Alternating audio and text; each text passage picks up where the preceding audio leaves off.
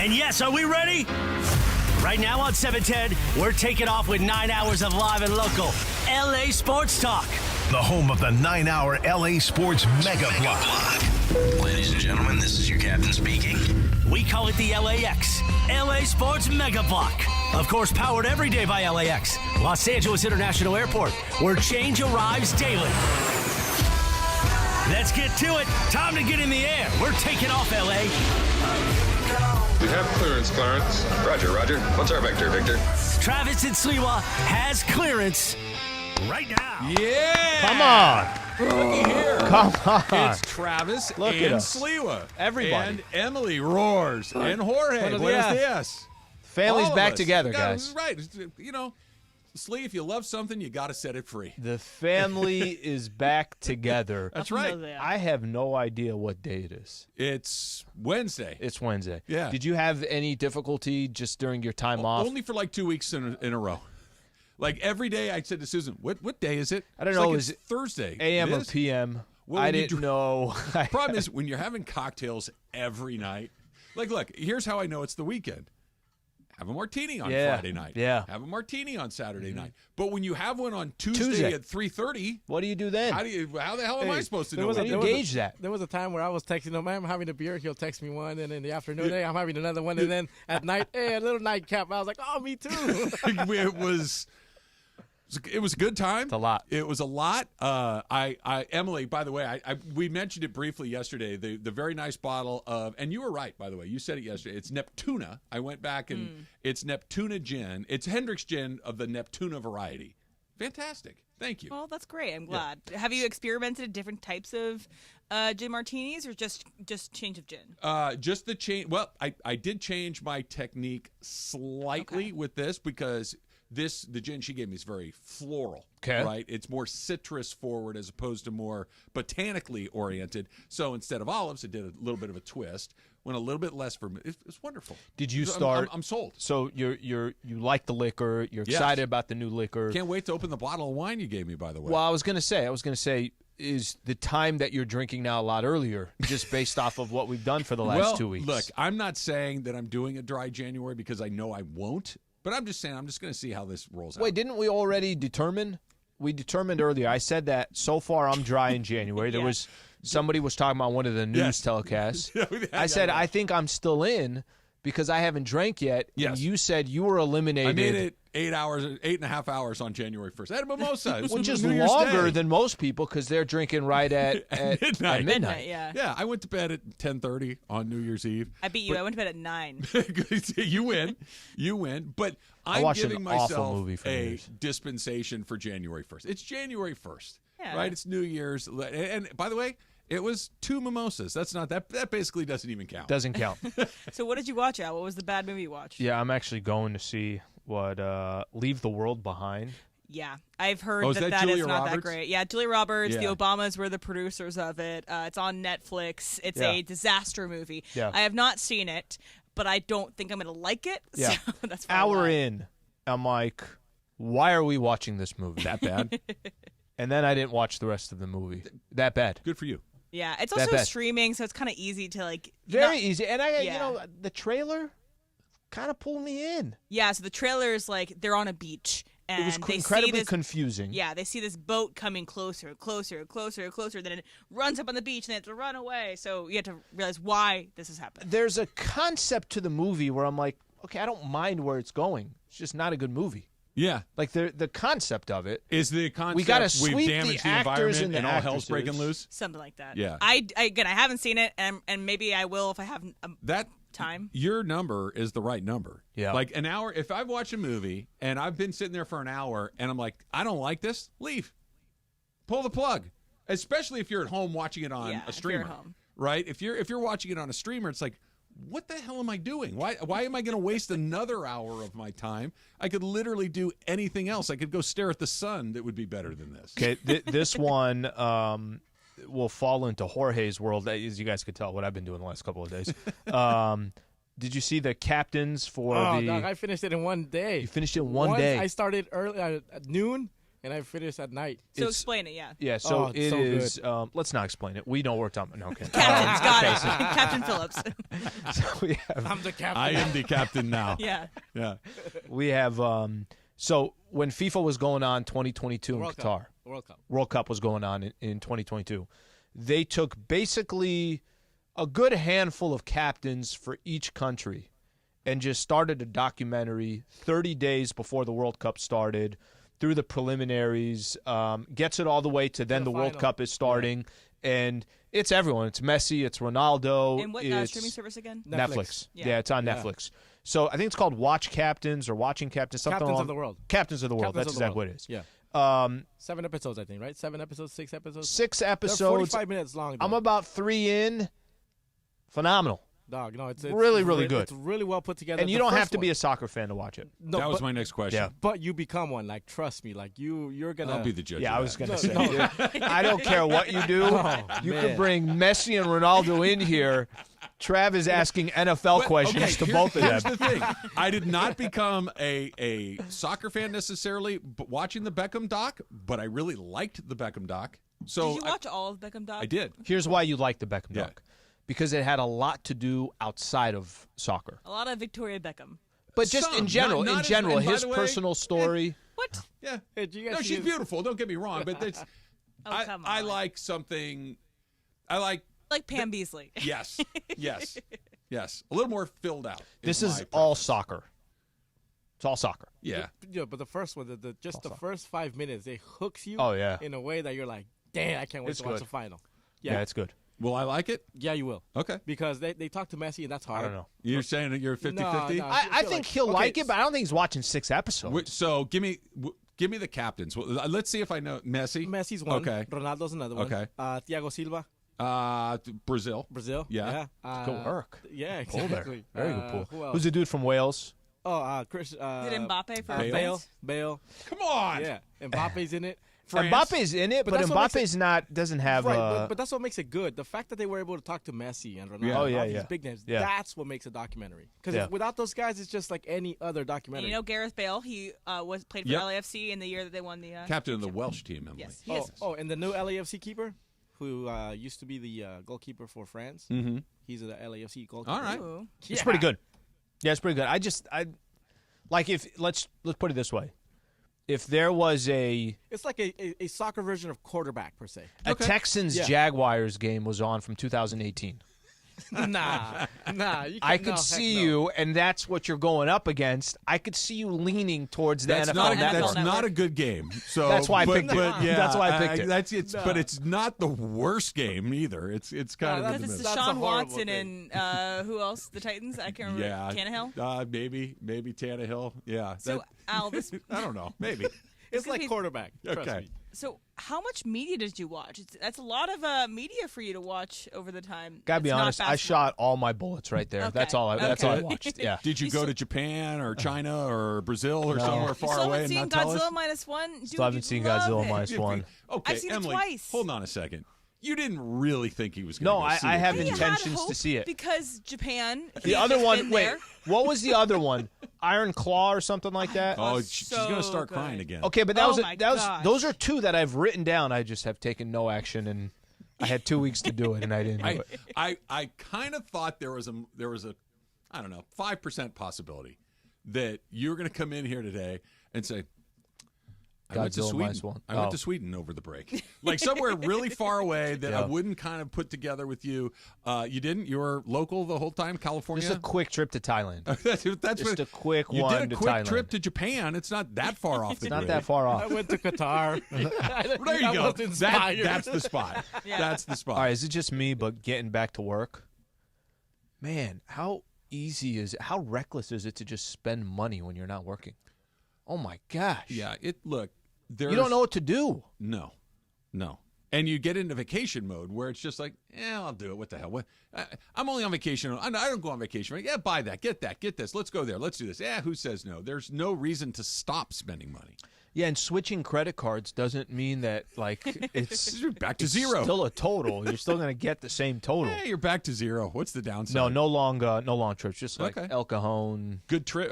Good good break. Good break was great. Vacation / Christmas / New Year's. All break that was great. Lakers suck, but break was great.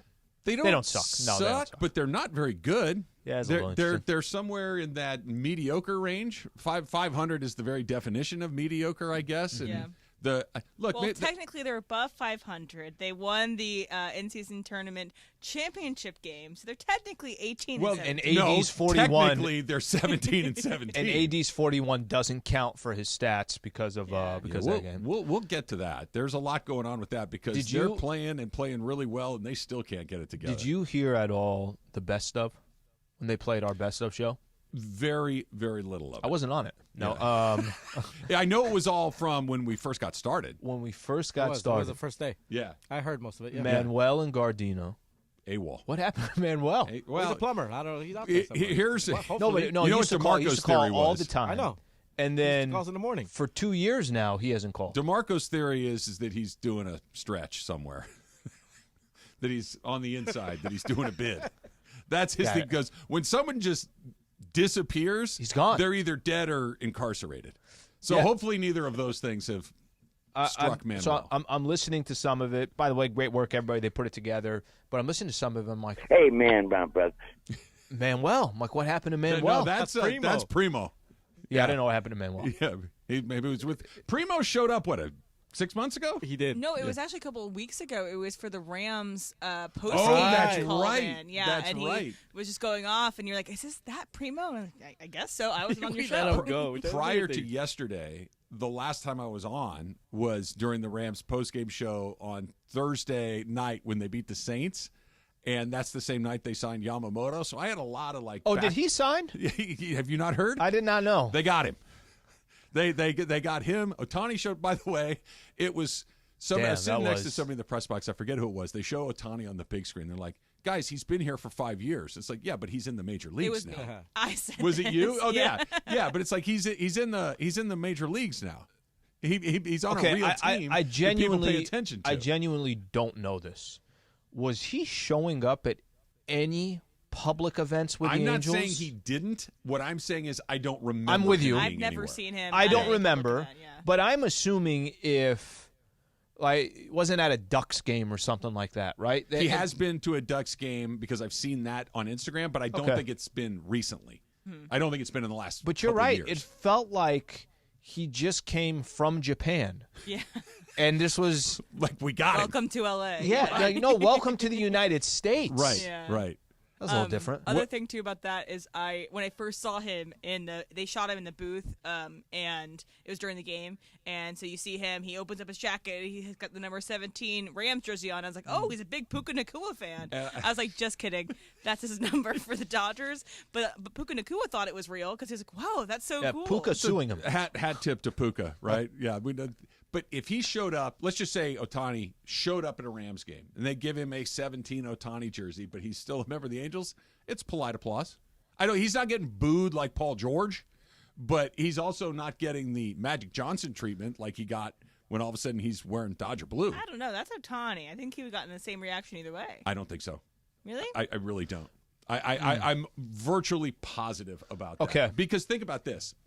When he's with the Angels, the second we get to the All-Star break, it's like, yeah, cool. We'll catch you next season when there's at least the he's gonna get the love and respect whether he's with the Angels or he's not. But now he's playing for a team that the team everyone is cheering for in LA. That's a completely different thing. He's playing for the team that the people of this city root for. Yeah. Not the other team in town that's kind of once in a while interesting. It's not a good example, but it's anytime a Clipper is shown at a Dodger game or at a Rams game or something like that, they're going to get booed. They get booed. He's not getting booed because he's too good of a player. I booed him at an Angels Padres game. What's it? Paul George got booed. Yeah. Paul George got booed at the Chargers-Raiders game. It wasn't even a Rams game. He got booed there. It was like a pretty Kind of great. double there. Hey, Modelos are $55 now that Yamamoto signed. It was 40 when Ohtani signed, 55 now that Hey, Yamamoto. we'll each chip in $27.50 and we'll share it, right? As long as they're here. Can And I it's get an only extra half the amount of Can I beer get they an were extra giving you. cup because we're going to share? That's right. You're going to have to leave a blood sample to get a michelada now at the Dodger Stadium to pay for these things. It's going to be different, and who knows? Like I think we were texting a little over the break. Said Dodgers going to win 137 games and get swept by the Rockies in the first round. That number, by the way, the number I Another NL saw, West team. the number I saw, I didn't even like flinch. I'm like, they might get to 137. They could win the division by 58 games. They might. By the way, I don't think they're going to win 137, but if you told me they win the division by 35 games, okay. Because Arizona would be your second best team. San Diego. And they won 84. yeah, and they win 139. Maybe, And then also maybe went they to the get World hot. Series. So. Yeah, who knows? Who knows? Our first Ask Slee of 2024 coming up about a half an hour from right now. The Rams are locked in. They're not entirely locked into their position. Doesn't matter. It's coming up next. It's Trav and Slee, 710 ESPN. And solutions for every industry, as well as access to product specialists who have the knowledge and experience to answer your toughest questions. Plus, their commitment to being your safety partner can help you keep your facility safe and your people safer. Call clickgranger.com or just stop by. The most followed sport.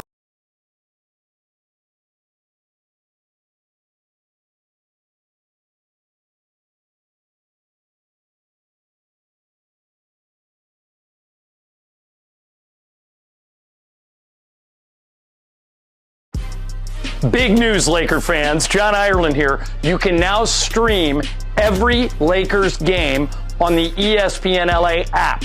Don't miss a second of the action with Michael Thompson and I on the call. Plus, all your live and local Lakers talk every day in the palm of your hand. You're one tap away from everything Lakers. You could even win Lakers tickets. Download the ESPN LA app. And bam! Download the ESPN LA app at the App Store and Google Play.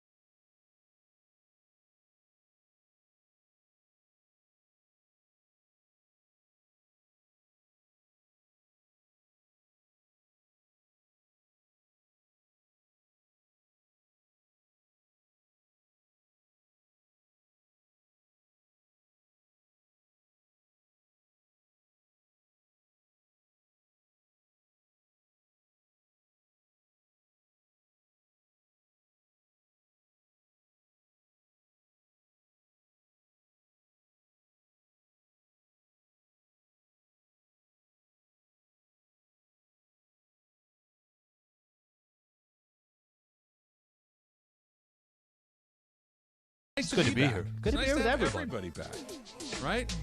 Roar. Roar. Buenos dias. Buenos dias. I got to go watch more stuff on Netflix. I don't know if you guys know about Netflix. Soccer but they have, captain show and half of a there. movie that you didn't like. Half of a movie. Yeah. You should see Iron. Susan tried to get me to go see Iron Claw today, Em. Yeah. Maybe. See where it's playing. I am not going to push you any further. Yeah. I would like you to see it. I think you'd like Can it. I be honest? Yeah. Watching your reaction to it, she got very emotional talking about it. I started crying talking about it. And no judgment at all. It moved you. That's fine. That's great. That's got to be. Does that not make you say, I got to go see this? No, it makes movie? me not want to go see it. It's going to make you cry. I like to keep my emotions tamped down to the very bottom of my soul, as far away from the surface as possible. Usually that is therapy work. Never let it out.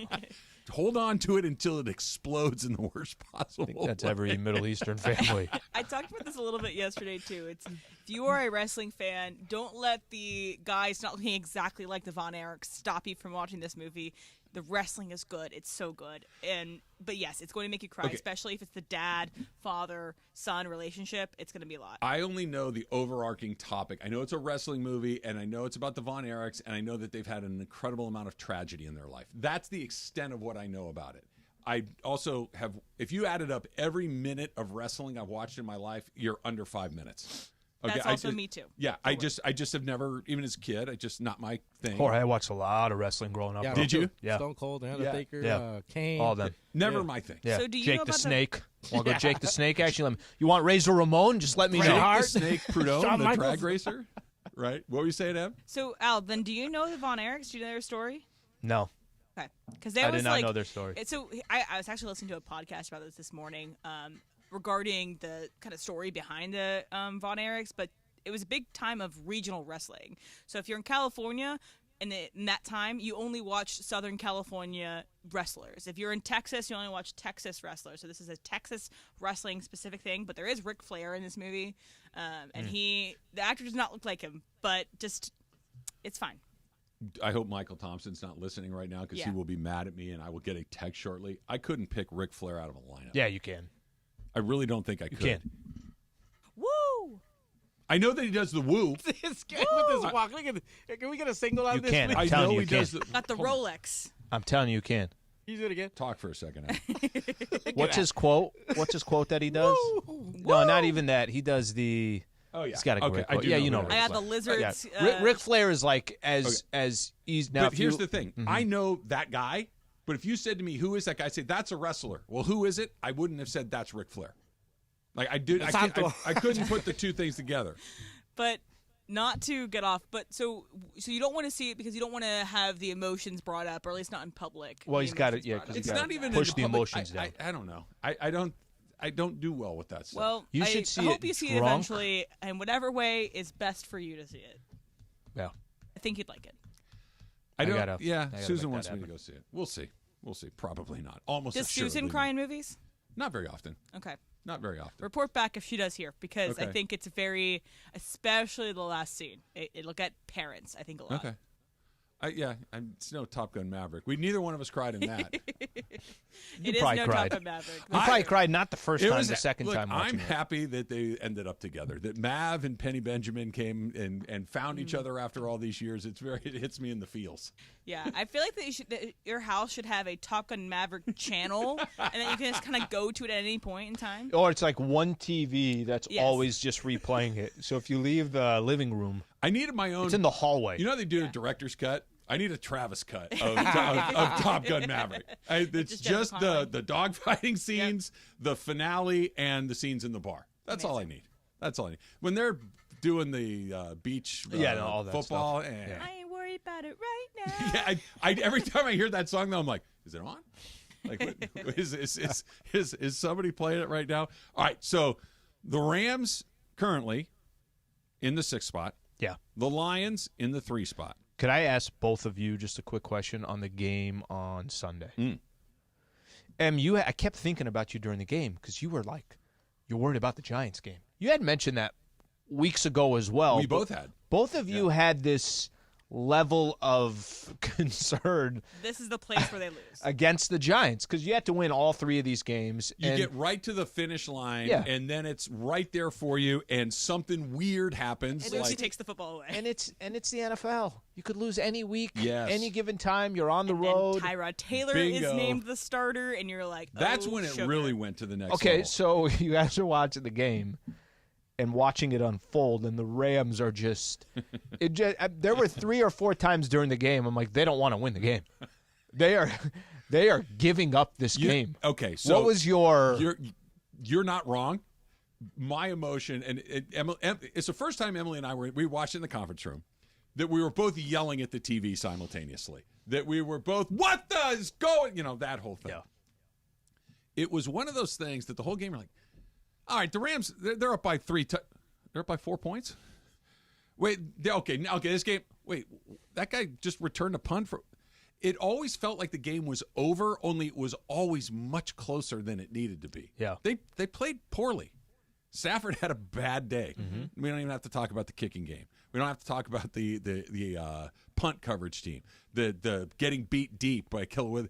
Like they really had a bad day, but for the first time all year, they had a bad day and they won anyway. Right. And they needed to have it in that moment because, who knows what this weekend would be like if they had to have it with McCaffrey not playing and everything else. Sure. But it was nice to get a little bit of a gift from the football What guys. we haven't even talked about, too, is that Puka was almost relatively silent inside of that touchdown run, Yeah. which was essentially a improvised play. He wasn't supposed to get that touchdown there, but it just kind of happened. Other than that, he had very little receptions, very little yards. Same for Cooper Kupp.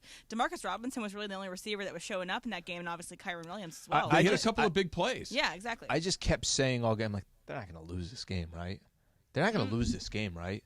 I think they're going to lose this game, right? it just kept changing as the game's going on. Giants fans didn't want to win. Tyrod Taylor's knuckleball to Saquon. I mean, just there were so many moments where I'm like, it's impossible that the Giants are still in it, and then it flipped where I'm like, it's impossible the Rams are going to win this game. Here's the first moment I had where I'm like, oh, man, was Tyrod Taylor. The second, when they announced him the starter, the second moment where, oh, this is not good, is when Haversick missed the first PAT. Those always matter. It's so unusual to miss a PAT and have it, and you don't think about it the rest of the game. Well, fast forward the first missed PAT to the end of the game. Can I say this? He missed 2, and a field goal will beat you. Here's what's funny. Michigan misses the PAT against Alabama, and that's all you heard them talk about the rest of the game. It's like, well, if that PAT would have went in. So to go to your point, they're free points. Any NFL game, scary. Any college football game where that's the determining factor. So the Lions are the 3 seed, and they had a chance to be the 2 seed. And they had that Monday Night Football game on Saturday night against the Cowboys where they went for 2 points 9 times in a row and didn't get it, including one from the 7-yard line that was so incredibly bizarre. Let's talk about that, what that means for the Lions, because what that means for the Lions means a lot for the Rams. That's coming up next. It's Trav and Slee, 710 ESPN. Before we do that, let's talk about my pals at NextGen, right? Your handy neighbors at NextGen Air and Plumbing. They are back with 2 new ways to make home comfort and safety easy and affordable. They've launched the NextGen Rebate Hotline to help you pay next to nothing on new furnace and AC systems, water heaters, and more. Rebate experts, they're standing by right now to help you find every local, every state, and every federal rebate possible so you pay as little as possible. Call the NextGen Rebate Hotline right now at 833-3NEXTGen. And for a limited time, they're offering 0 payments for 90 days on approved credit. That's no payments for 90 days on air conditioning and furnace systems, water heaters, whole home water filtration systems, and indoor air quality systems. So find out how you can qualify for 0 payments for 90 days when you call the NextGen Rebate Hotline at 833-3NEXTGen. That's 833-3NEXGEN. Go do it.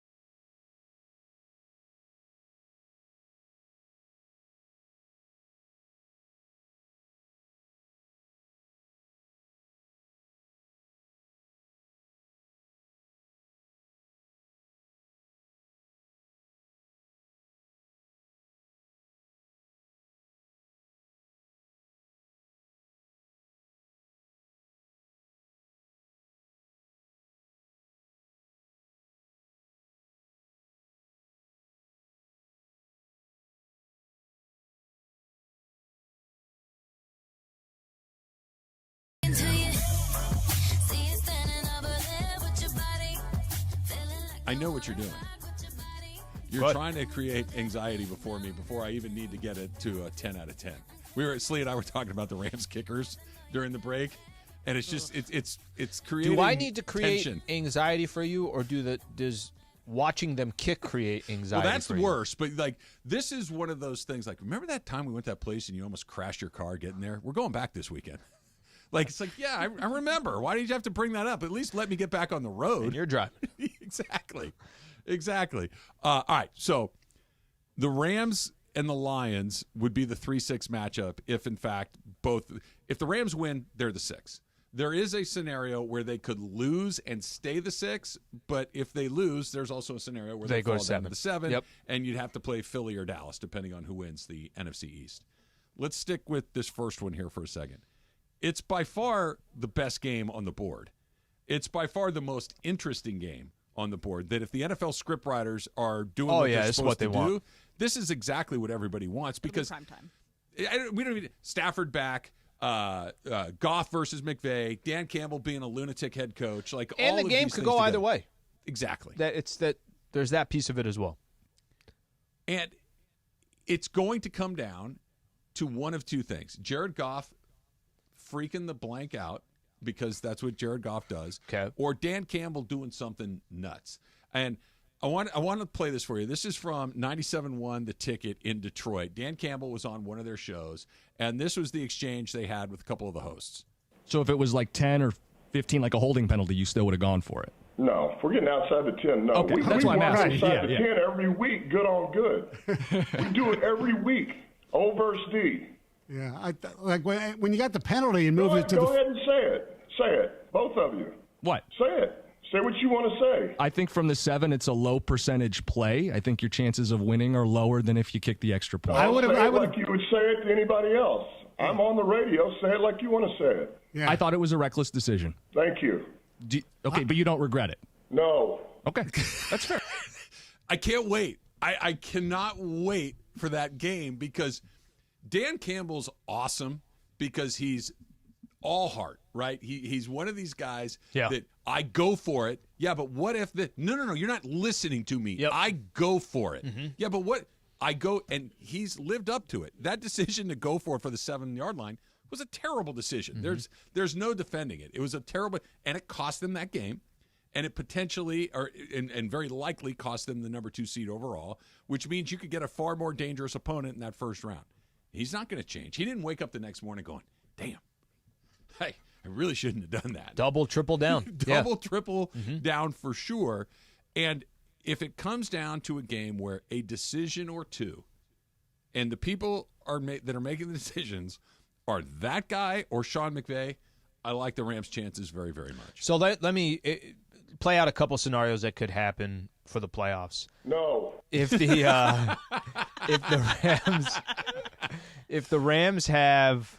they play the Philadelphia Eagles let's say they play the Philadelphia Eagles, it's a road game. Okay.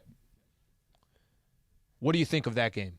I think the Eagles would be a very hard team to beat in the cold on the road. At Dallas, in a dome, what do you think? I like it more than I like the Eagles, but the Cowboys haven't lost a game at home all season. Okay. And the Rams' worst loss this year was to the Cowboys. Yep. Okay. At Detroit. I think they're going to win. So I think that what you're saying, and this is, if they end up playing each other because he decided to go for 2 from the 7. And by the way, the people who are upset, I think it's fair. No. Did this player? Did he end up reporting or whatever the case is? I think all that is fair. I thought. I had no idea the Lions did not get the 2-point conversion because it took so long to eventually show it. But going for it at the 7 was so idiotic. You can't tell me Sean McVay and Matt Stafford and everybody else is saying, just give us a line. If we get the Lions, like, we got a legitimate chance to move on here. I wonder if that ends up costing him. Like you said, now you got to go play the Rams instead of having to play the Packers or one of these other teams. The Lions also looked good in that game against did. the Cowboys. They were out playing the Cowboys, would have beat them in overtime. They're a good team. So yeah, they are a good team. They're scary. Laporta is scary. Yes. Jared Goff can be the good Jared Goff. For a while. And Dan Campbell can be the kind of rabid dog crazy that can sink a team. Hey, if you're that's the best thing to say, because you're not 11-5 by getting lucky. No. They're a good They're a football good team. team. But there's just enough wild card in there that you're saying, well, I'd rather play them than these other teams that are out there. Let's play a little And they game hadn't here been real there. quick. No. Okay. Let's just list the things that are important in winning a playoff game. Okay? You got to have good players. Do the Rams and Lions both have good players? Yeah. Yes. Okay? Coaching. Who has an advantage? Yep. Rams. Okay. Yep. Quarterback. Who has the advantage? Rams. Experience. Who has the advantage? Rams. Yes. But they got a lot of young players, I think, The what you're Rams trying to have a say. lot of But Yep. their head coach, their quarterback, and their wide receiver and their best defensive player are Are not. all been there, done that. You're right. Yep. Yep. The most important spots, they've got experience. Special teams, Lions. critical. Yep. Yes. Give that to the Lions. That's a lot of things on the Rams Yeah. side of the ledger, and only a one or two that are a push or on the Lions side of the ledger. And I'm not. Dan Campbell could be. They could win the Super Bowl. What did you call him? A rabid dog, a maniac rabid dog. Yeah. Okay. By being that way. Yes. They could win the Super Bowl because he does so many things. You're like, what the hell is he doing? And it just kind of. He's all heart. He's all gut and all heart, and that is an important thing for football, but not the most important. And I think the question is, what's more likely to happen? That they lose a game because he's picking with his heart rather than, I just got to make a smart decision right here. I just got to get this game into overtime and make sure that let's take our chances in OT because it's 50-50 rather than a 5% chance of converting at the 7. I think the most likely thing that happens is the Rams lose the game because of special teams, because they miss a kick or because of a punt, and the Lions get great field position. I think that's right. I think if the Rams lose, it's because a special teams fiasco sunk the team. I don't think they lose because the Rams got out schemed or got out hustled or any of these things. Sure. Because if it comes down to one guy putting together a better plan than the other, I'm going to take my chances with Sean McVay. And I really don't think you can overestimate the psychological and tactical advantage that Sean McVay has with Jared Goff there, right? That Jared Goff has played really well, but he still has a couple of those moments you're like, there's that he still does that thing. Sean McVay is going to know exactly what positions to put Jared Goff in to make those things more likely, right? Like, I know what you really don't like. We were together, right, hand in glove for 5 or 6 seasons, right? I know exactly what you like, and more importantly, I know exactly what you don't like. Well, I'm going to give you a whole bunch of what you don't like. Damn right I am. So this is a huge advantage for them. Matthew Stafford can make every throw. Mm-hmm. He's not going to be big-eyed. He might throw some picks because sometimes he just throws picks, but it's not going to be because he freaks out. But also, Sean McVay might time manage poorly like they did against the might. Steelers. Well, he might throw the ball a million times at the goal line like he's done multiple times this season. There are faults with Sean They McVay should as stop well. doing that. By the way, it will be the first time that the Rams really have pressure against them against a good team. Because if you think about it, what's been the pressure on the Rams this year? There hasn't been pressure. They're not expected to. Because of expectations. You know where there was pressure? On Sunday. It's the first time You're all right. year You're right. there But was on against a Sunday. team that was 100%. not all that and good, it didn't look very good. Well, exactly. So Yeah. what happens when you're playing? Let's play it out. Let's say they played the Lions and they lost 27-21, but Detroit felt like they had control of the game. It wouldn't be a big shocker. No, though. That's the team that's 11-5, or that's the team that has been the better team all year. However, there's still going to be pressure on the Rams because, wait a minute, you're the Rams. You're going up against the Lions. You got Matt Stafford. It's Goff on the other side. That's the dude that you traded for. This is a scenario that you were asking for. I'm sure Campbell's going to use that to his advantage in some shape, way, or form. Yeah, but I'm trying to think of a nice way to say this. You can't coach around a certain level of understanding, right? There's some guys that are C students and there are some guys that are A students. And no matter how much prep you do, a C student, if you throw something they've never seen before, Yeah.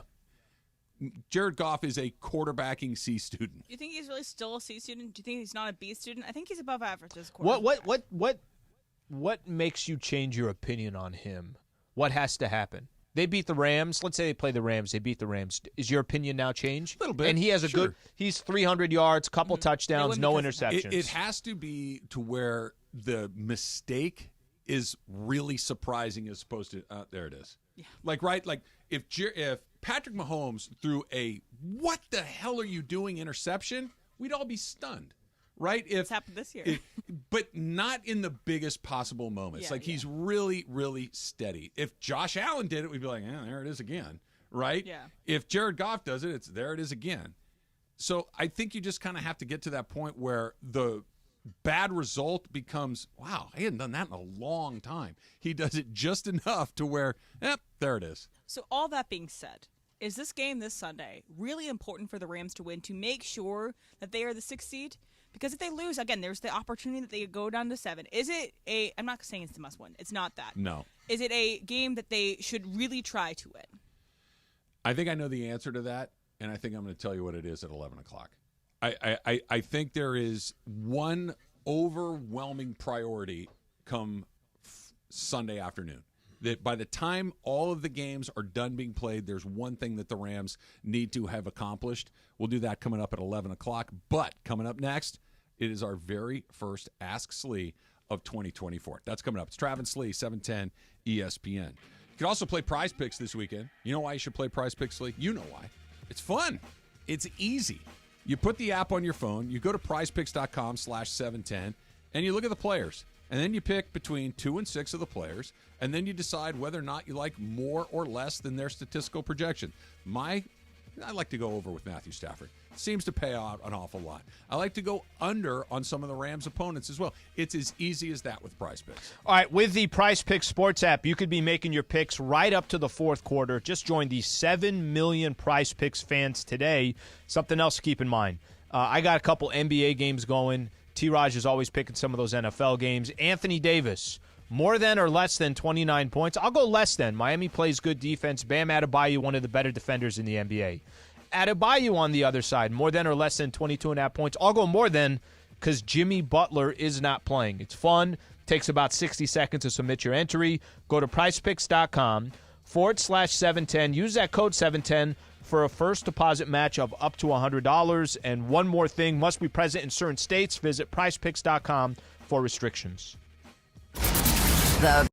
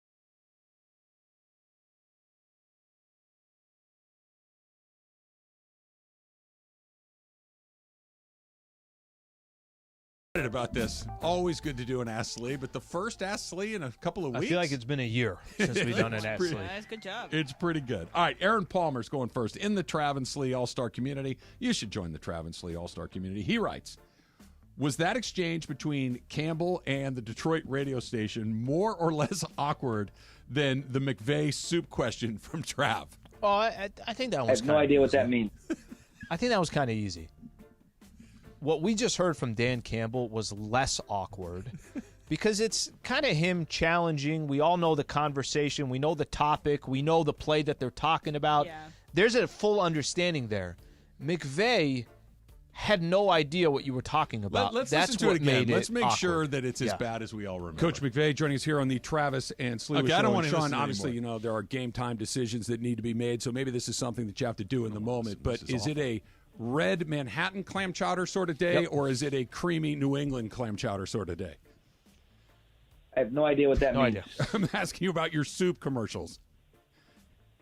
Oh, you know what? It's a Campbell's kind of day. That's what it is. Regardless of what it is? Exactly. Yeah, he's not sure. I should have ejected far sooner. that I made two more attempts to try to salvage it. I should have ejected much more quickly. Fair assessment. Fair assessment that one's yes. Yeah. Yes. Because that's a football one. They're asking this. You threw him a curveball. He had no idea what you were talking about. And then I love that you kept pushing. The thing about that 97-1, too, is that those guys had probably been talking smack about Campbell all the day before. Which they should have, but yes. Idiotic call. It wasn't my best day on the radio. All right, so I got Daniel Tapia next. So he says, my girl and her bestie want her guy and I to be besties. They got me a gift card to a restaurant I hate, and I regifted it. I just got a call to bring the gift card, and we were all going out. What should I do? So example, they got a gift card to... Easy. Yeah. Al? Well, listen, you're not going to be forced to be besties with. That's just not going to happen. It's either going to naturally happen or it's not. So you got to bite the bullet. That's her friend. It's all good. Go enjoy dinner as best as you can. Some small talk here. But what do you do about the gift card? Just say you used it already. Exactly. Right? I used it already. I'll pay man. cash. It's cool. I used it the very next day. Or you buy a new one. Yeah. You can do that too, but then you got to go. Yeah, I think I used it already. Yeah. Yeah, I used it already. Is the I only used it one. the next day. I couldn't wait. I love this place Couldn't so wait. much. Yeah. It's claim It's like, jumpers. What do you- Yeah, and Want me to wait? Yeah, and you know what? I can't make it this Sunday night or Saturday afternoon. If it was any other day. If it were any other day. Absolutely. Do you have, and I'm sure you do, Susan's closest friends? You're also now just become very good friends with the husband or whatever the case is. Some yes, some no. There are close friends of Susan's whose their husbands I do like, and the opposite is true occasionally. Yeah, And win some, you lose some. Thankfully, more often that you do like the other person, but not always. Sometimes it goes the other way. Yeah. All right. This one's from John in Huntington Beach of Fullerton. He says, "What have you purchased that you had to hide from Michelle? For example, I bought 3 sets of AirPods after losing them multiple times." I don't have. There's nothing to hide. Like there's nothing to. I'm trying to think if there's anything. Nothing to hide. If I'm gonna buy something, first off, I'm using my own money, so it's like I'm gonna buy it anyways. Right. So it's not like I'm asking her, "Hey, can I borrow $100?" and then I buy something that's crazy. There's nothing that I could think of that I had to specifically hide from her. Nor do I think she would care if I bought anything. Yeah, I got one. Golf? McDonald's. I'm not even kidding. I believe that. I believe that. That's one of those. I'm on my way home, and you know what? Couple of McDoubles, a large fries, and a Coke the size of a paint bucket. That sounds pretty good. Okay, so when you guys were gone, for the last week of the show, whatever, I'm driving home because I'm leaving early. Cabrals were here, so then I stopped at McDonald's, and then I had told them, "Hey, I'm gonna pick you guys up because we have to go Target, get Christmas shopping, whatever, toys, whatever." I picked them up, and Mike is like, "Dad, it smells like McDonald's in here. Did you have McDonald's?" Busted. Like, dang, yes, I did Busted. have McDonald's. Yes. You busted. But now that was. Do you kind of feel like that was on you having McDonald's in the car? I would have went and ate at the McDonald's. I would have brushed my teeth. Here's what you do. I should have had it here. I picked it up closer to the house. Guys, that's why. Let me help you with this because I do this a lot. Help me. Help you. Eat the McDonald's in the car, Jorge. But yes, when you are done, roll all 4 windows in the car down as far as they go, drive as fast as you can, and blow that McDonald's aroma out of the car as best as you can.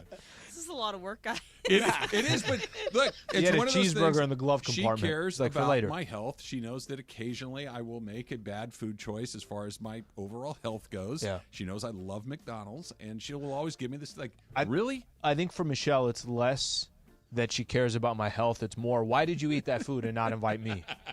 If you're going to eat bad, I want to eat bad. It's not bad. All right, here's another one. This is from the Dirty Wizard. Do you think big burgers should be – I'm going to read this how it's written, and then I'm going to read it how I think it should be written. Do you think big burgers should be wider, not taller? I think what he's asking, if you're getting a big burger, instead of a real thick patty, would you rather have a Frisbee-sized patty or like a hockey pucks stacked on top of each other size patty? So I'll go Frisbee and I'll go why. I like the char. There's a certain crust. There's certain more like local burger joints that will do this. Are the best. Yeah, they'll do this. They'll put 2 patties. They'll just put patties, but they'll smash them down. You get some cheese in between. I'd rather have that, and it's like sticking out the bun. Right, so you got all this extra meat on the other rather than higher. I would go that way. So this is a specifically like SoCal LA thing because before I moved here, I would have to travel far to get a smash style burger. It's not really something that's really common across. That is, and I'm sorry to tacos, that is my favorite thing about Southern California food. I'm not going to argue with you. Smash burger, 100%. I will get it at any time. I don't know if you were looking at me to raise hell. I'm yeah, let's go. I don't know. I don't want to upset the taco community. It's a great taco. My taco credentials have been well established, but what you're saying is spot on. Yeah, because if you're out anywhere else, it's not the same Here's the way. problem with a really thick patty, too. Yep. It's either going to be overcooked or undercooked. Right. It's almost impossible to get the outside the way you want it and get the inside temperature the way you want it. You're either going to murder the outside to a nice or it's raw. steakhouse or something, getting their burger on a happy hour or something like that, those and are then good. those are good. Yeah, it's always harder to eat. It feels like you're more full. Okay, I have one from Jacob. So Jacob at Wrightwood. So he says, you're a burglar, but you can only steal things that mildly inconvenience your victims. What are you taking? So, for example, you steal their spatula. You know, it's just mildly inconvenience. I think I got one. You take the remote control. I'm sorry, I was reading more tweets. I missed the question. We were talking about Dan Campbell Yeah. and Sean McVay. So, no, on what the is soup something, question. if you were a burglar, and you could take something that is a mild inconvenience, that's all you could steal. Oh, I got a good one. So listen, the remote, I don't know what it is with the remote. The remote's good, by the way. If you took somebody and let's say they got 2 TVs, you took both remotes. To physically change it. I mean, the 30s? I don't even know what The to one in my house do. is. I don't even know what to do in that situation anymore. Like, there is no cable box like there used to be where you can still go up and down. I don't even know if I know where the power on, power off is. A lot of these It's in flat the back screens now. A lot of these flat screens I can't even Yeah. see, right? But I think if you took the remote, that's an incredible inconvenience. Or took one battery. You know what else is a good one? A can opener. Yep. There's no other way to open those. And there's Right. a specific time where it's not often you're saying, I need a can opener right now. What the hell do you do? You're opening a can. I need the beans or whatever is inside the can. I need them out, and you're going to throw it down the street until it busts open.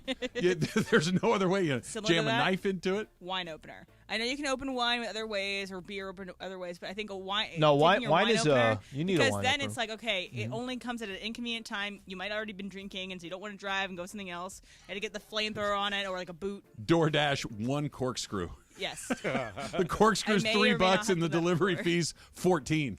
What did Mace say? This was like a year ago. A Reese. Yep. He used to DoorDash Reese's Pieces or whatever it was. And that's all it was. It was one order of that. $17 for just Literally. just the Reese's what are you Oh, gonna he do? might have Dash Pass. Who knows? All right, one more. You got one more? Yeah, go for All it. right, Capitano Matt says, did you wear a specific color of underwear for New Year's Eve to manifest something special in 2024? And why was it purple and gold? Yeah. It's a good question. We got off to close the year out really tough December. I'm talking about the Lakers. Mm-hmm. So I think if you don't wear purple and gold to start out the new year, what kind of fan are you? You know what I mean? Sure. And I have not taken them off. I'm still wearing them today. I gotta stay. You know how sometimes you see teams, the fan base will stand up and they'll clap until the first bucket goes in? Okay. I wear the same underwear until they get their first win of the season. in January. Yeah. I've heard that red underwear on New Year's Eve is good luck.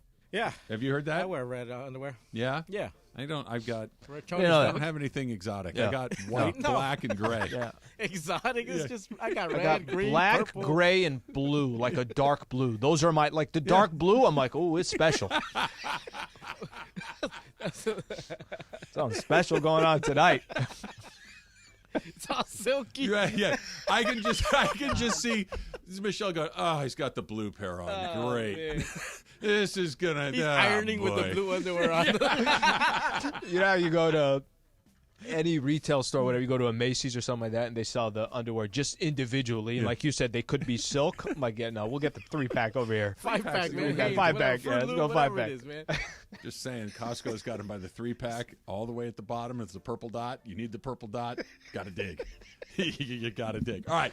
Do the Rams have to win on Sunday? I'll tell you whether they do or they don't next. It's Trav and Slee, 710 ESPN. All right, introducing Pizza Hut's new $7 Deal Lovers menu. Tons of your favorite Pizza Hut faves, starting at just $7 each. The $7 Deal Lovers menu only from Pizza Hut. Order now, earn rewards for your next free pizza on the Pizza Hut app or at pizzahut.com. Product availability, prices, and participation vary.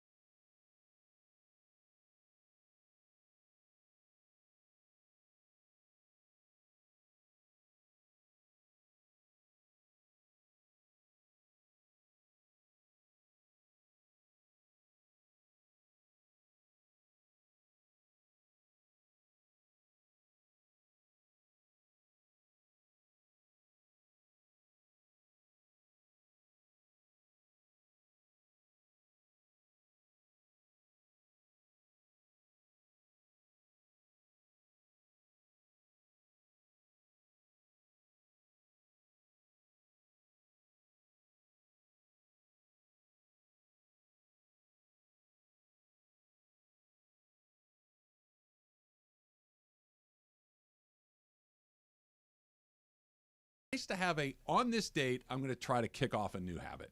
It doesn't work, and they very rarely stick much beyond a few weeks, but I don't think there's anything wrong with on New Year's saying, you know what, I'm going to drink less. I'm going to exercise more. I'm going to get outside more. Whatever it is, it's just a good start to try to recalibrate. What I'm doing is I'm trying to work on my sleep. I'm trying to be better about sleep when at I a certain time. Yeah. So I'm trying to get a good nighttime routine that I'm ready to go to bed, and then also I'm trying not to sleep during the day because I almost always nap after the show, and it can sometimes wreck my whole rest of my day. On purpose or by happenstance? Sometimes by happenstance, sometimes on purpose. If I need how long do you nap for?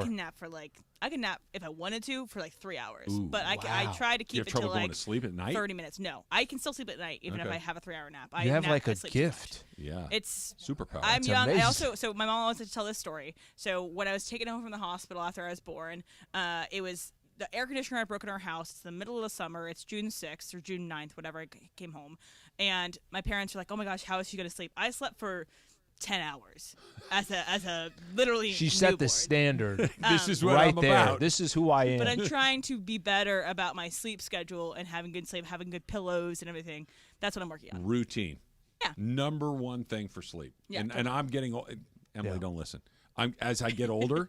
None of you thought about the pillow situation when she said good pillows. Nobody thought about that. Oh, for sure. Instantly, I thought about it. About my pillow situation? I bought another good pillow, though. I got a Casper pillow. Oh, the one that she ripped took, off. Yeah. I have took two the good pillow. pillows. I sleep less as I get older, but if you go to bed at the same time and get up at the same time, that's your best bet. Yeah. That's it. Yeah, and it's you've heard people say even if you don't fall asleep, it takes you an hour to fall asleep, do it again. Yeah. And then you're eventually going to fall asleep. Yeah. All right. So Rams in San Francisco this weekend against the Niners. The Niners are playing for nothing. Niners have the number 1 seed locked up. Christian McCaffrey is not going to play. We're not sure about the rest of them, right? Yep. Because they do have a bye, having 2 weeks of no football is kind of a weird situation. So we don't know exactly what the 49ers are going to do, but they have nothing like on rest the line. versus rust. Right. The only thing they could potentially play for is if they want to hurt the Rams in some sense. But that sounds You're not knocking them out. sounds You're just knocking idiotic down a too, spot, right? It's yeah. not But not at the expense of whatever it is 100%. you're trying to get done. I can't find a reason of what they're playing for. The Rams do have something to play for. They win and you keep the 6. If you lose, there's a scenario where you fall to the 7. There's something to be said, I think, for momentum. There's something to be said for beating a 49ers team, even if it's not the best version of the 49ers, not the 49ers that Can I you would stop you there? Sure. Do you think there's something there? I do. I don't think there's a ton of something there, but I think there's something there. I think it's almost like, why are you trying to beat the Niners who don't have the Niners out there? Yeah, well, they might, first of all. And secondarily, I think just beating somebody, even if they're not at their best, especially when this rivalry has been so lopsided one way, I think getting a win can matter some. I'm not saying it's the end of the world. All of these things. Puka Nacua has not only a good chance, an incredible likelihood to set a record for most receiving yards in a rookie Almost season. 2 records for receptions. Receptions and yardage. He needs 29 to break the record. And how many catches, Em? 3? I want to say 4 4 to break, but I can double check. Okay, so but 4 catches and 30 yards, that's a gimme for Puka Nacua, right? So that's on the table. Kyren Williams is the second leading rusher in the NFL. So there, he's having a great season as well. All of these things are true. The only thing, let me rephrase. The most important thing come 4:30 on Sunday afternoon is that Matthew Stafford, Kyren Williams, Aaron Donald, Puka Nacua, and Cooper Kupp are healthy. That's it. Anything else that happens, there's gravy. Break some records, beat the Niners. But at the end of the day, those guys need to be as healthy as humanly possible. I would be shocked if we see Matthew Stafford. Shocked. Now, the rest of the guys, maybe a little bit here. I think Puka plays. I think they get him the record, and I think you put him over there in bubble wrap. But I would be stunned if you see Matthew Stafford play on Sunday. We laid out a couple of the scenarios out there about the Lions wanting to play Detroit over Philly or wanting to play Dallas. So if you have it in your hands to where, hey, if we just beat San Francisco and San Francisco is we're just assuming. They're even if they play squad. some of their guys, they're not going to play them very long. They got nothing to play for. You're not trying to that scenario doesn't come into play at all. That, hey, if we just win this game, we get the Lions, not Philly, not Dallas. I'm just trying to think. You think. try to win the game, but I don't think you try to win the game at the expense of Matthew Stafford hitting his thumb on a helmet. Right. Or him getting sacked and landing on his shoulder weird. Or Puka getting more tackles. Puka taking another one over the middle where he gets tackled really hard. Or Cooper Kupp. You better be selective with getting Puka that record, too. Couple of quick outs, bang. Another one, bang. Okay, we're done here. I think you do that because I also think you can use Sunday as a little bit of a laboratory to figure out what the hell you're going to do on special teams. Because if Brett Maher goes out there and misses a PAT, can you really kick any PATs anymore?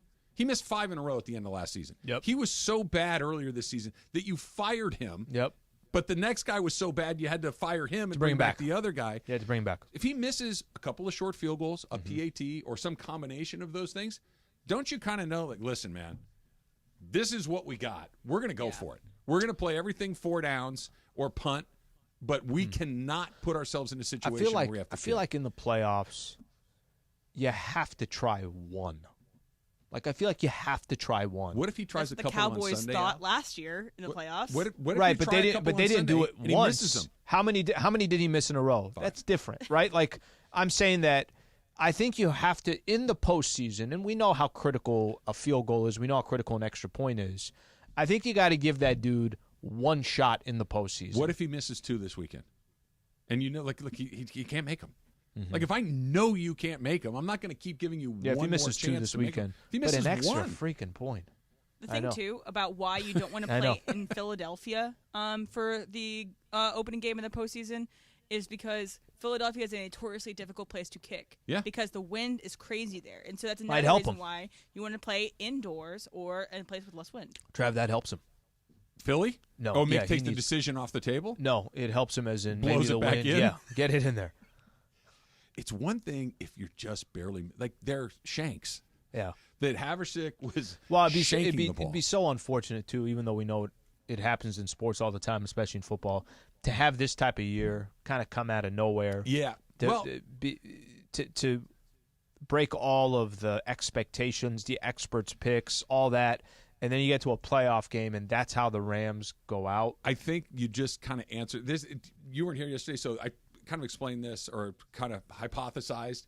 I think the reason their kicking game is so bad is they never expected to be in this situation in the first place. That they really did kind of come out of left field as a playoff team Kind this of a year. situation with a backup quarterback, too. Right. It's just, okay, we're here. Well, you don't have a kicker. Yeah, but I never thought I was going to be here. They tried to fix it on the fly. It's not like Justin Tucker is just going to sign up Robbie one day. Gould's on the market. I know. I keep going back to that, why they haven't gone there. Maybe he's uninterested. It's literally just money, too, I think, sometimes, too. But I do think this is one of those. They could have kept Matt Gay. They decided, look, this is not our year. We're not a playoff team, probably. Like, if these 10 things all go exactly right, maybe, well, those 10 things went exactly right. And if they thought they were a playoff team, he'd be there. I think Matt so, too. Gay, yeah. I think so, too. And yet, they're there anyway. Go for 2, right? Special teams is something that should just be automatic. Or, like, most teams are lucky if their kicking team is automatic. There is something about that. If they decided, let's say this weekend, misses a couple more field goals, a couple extra points, there is something about walking into a playoff game knowing, guys, we go for it, 4 down. We get 4 downs. Right. Every time. Changes the way you call plays. Right. If we're inside the 35, whatever it is, we go for it. We're going for it, period. It also kind of changes mentality if we score a touchdown. Okay, what plays do we have for a 2-point conversion? These are not kind of spur of the moment, which it typically is in those situations. Why Kyren is so important to be healthy. Let's run the ball if we get near the goal line. That's something I would like to try a few more times. Pass, didn't work. Give it to 20. He keeps running into the end zone. That seems to work out all right. The Lakers are 500 through 34 games. What's going on, Slee? Help me out. That's next. It's Trav and Slee, 710 ESPN.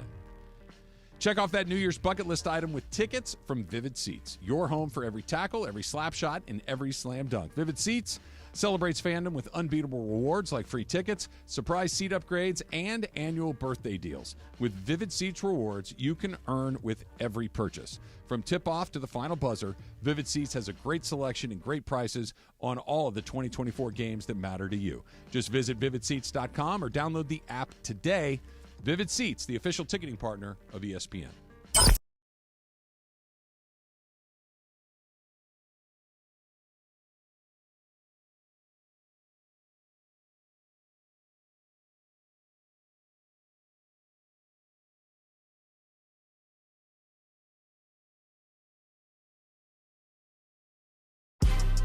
Big news, Laker fans. John Ireland here. You can now stream every Lakers game on the ESPN LA app. Don't miss a second of the action with Michael Thompson and I on the call. Plus, all your live and local Lakers talk every day in the palm of your hand. You're one tap away from everything Lakers. You could even win Lakers tickets. Download the ESPN LA app and bam! Download the ESPN LA app at the App Store and Google Play.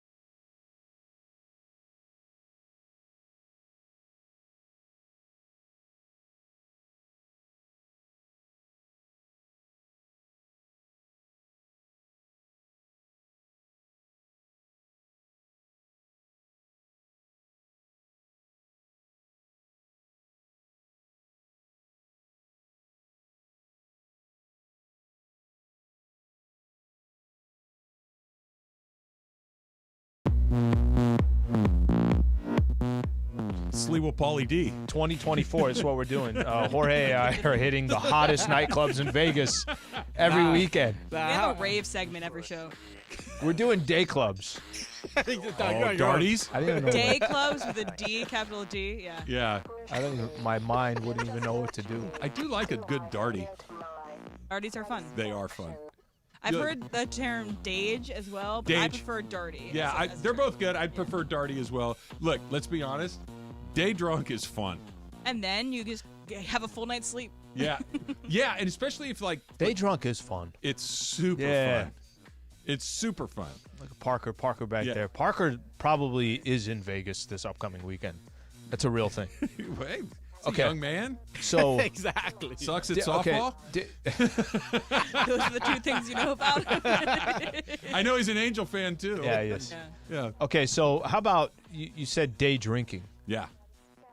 What is the best day drinking? So let me give you an example. I think we're going to be on the same page in this one. I'd be surprised. Okay, then no, we're not.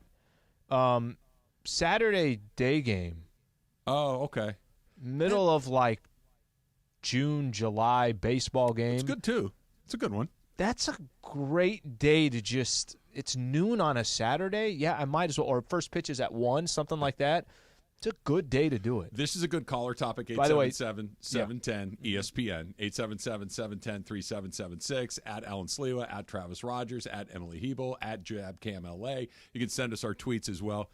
The best time to get drunk during the day, the best way to do it. Here I have yours. Yes, I'm sure you do. Okay. Before I get to yours too. Haven't done this in a while, but Del Mar, and they would do it in Santa Anita. That's a really good day. That's a really good day. I mean, I haven't done that in a long time. I know Cappy is the mayor of I think. Track drunk is good. That's a good drunk, too. I'm assuming yours is golfing. Yes. Yeah. So let's just say, not theoretically, I had a 8:30 tea time a few days ago. Theoretically, you grab a double Bloody Mary in the clubhouse before you start. Theoretically, the basket in the back of your golf cart has a couple of, coolers full of ice-cold beer.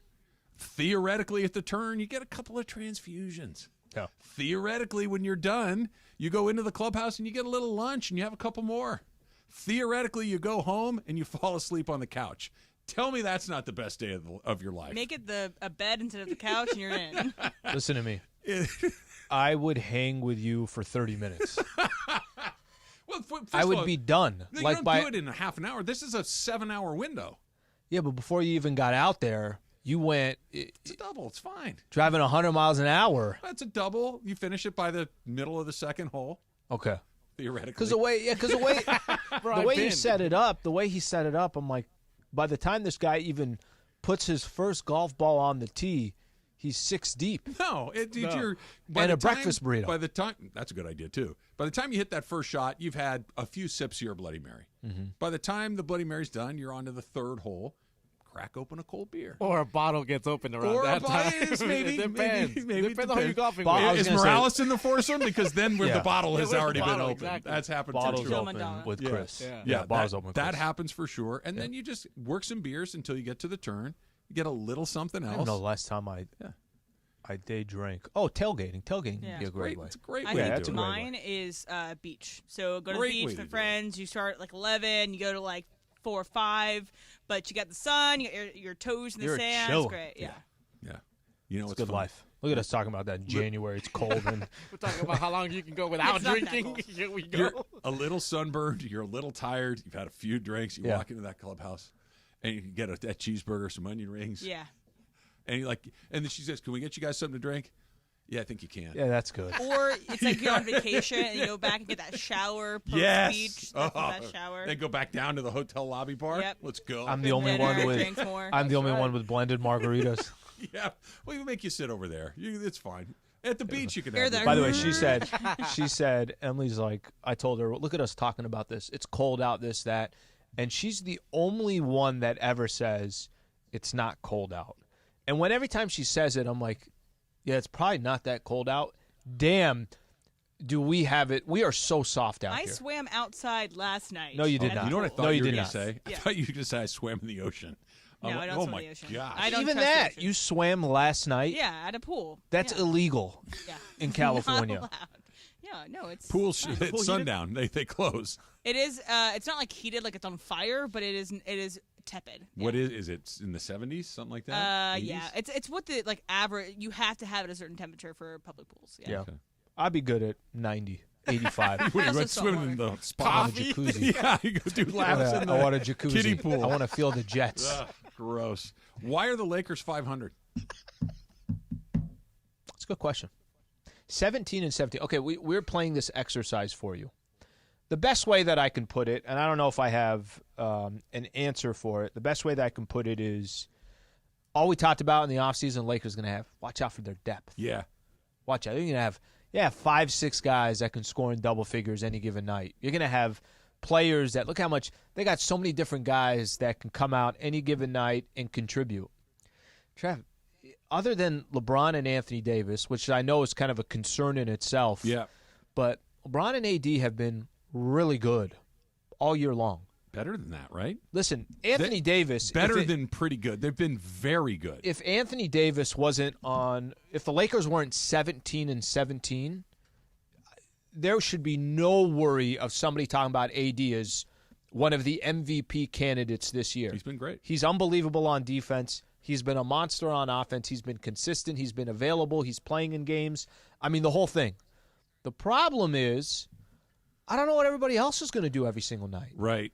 And there's been, I've heard Lakers, I've heard Darvin Ham talk about this. I've heard Braun talk about this. There's been some excuses, in my opinion, which I think some of them are fair. Rui's in and out of the lineup. Vando missed X amount of games. Gabe Vincent technically hasn't really played since the Barely first at couple all. of games a year. Now he's going to have surgery. Cam Reddish in and out of the lineup. Now D'Angelo Russell. They're not wrong in that regard that they've had a lot of guys in and out of the lineup. But there's been plenty of games where they have plenty of talent to win. There have been plenty of games where other teams are beat up and they're injured, and Lakers are still losing those games.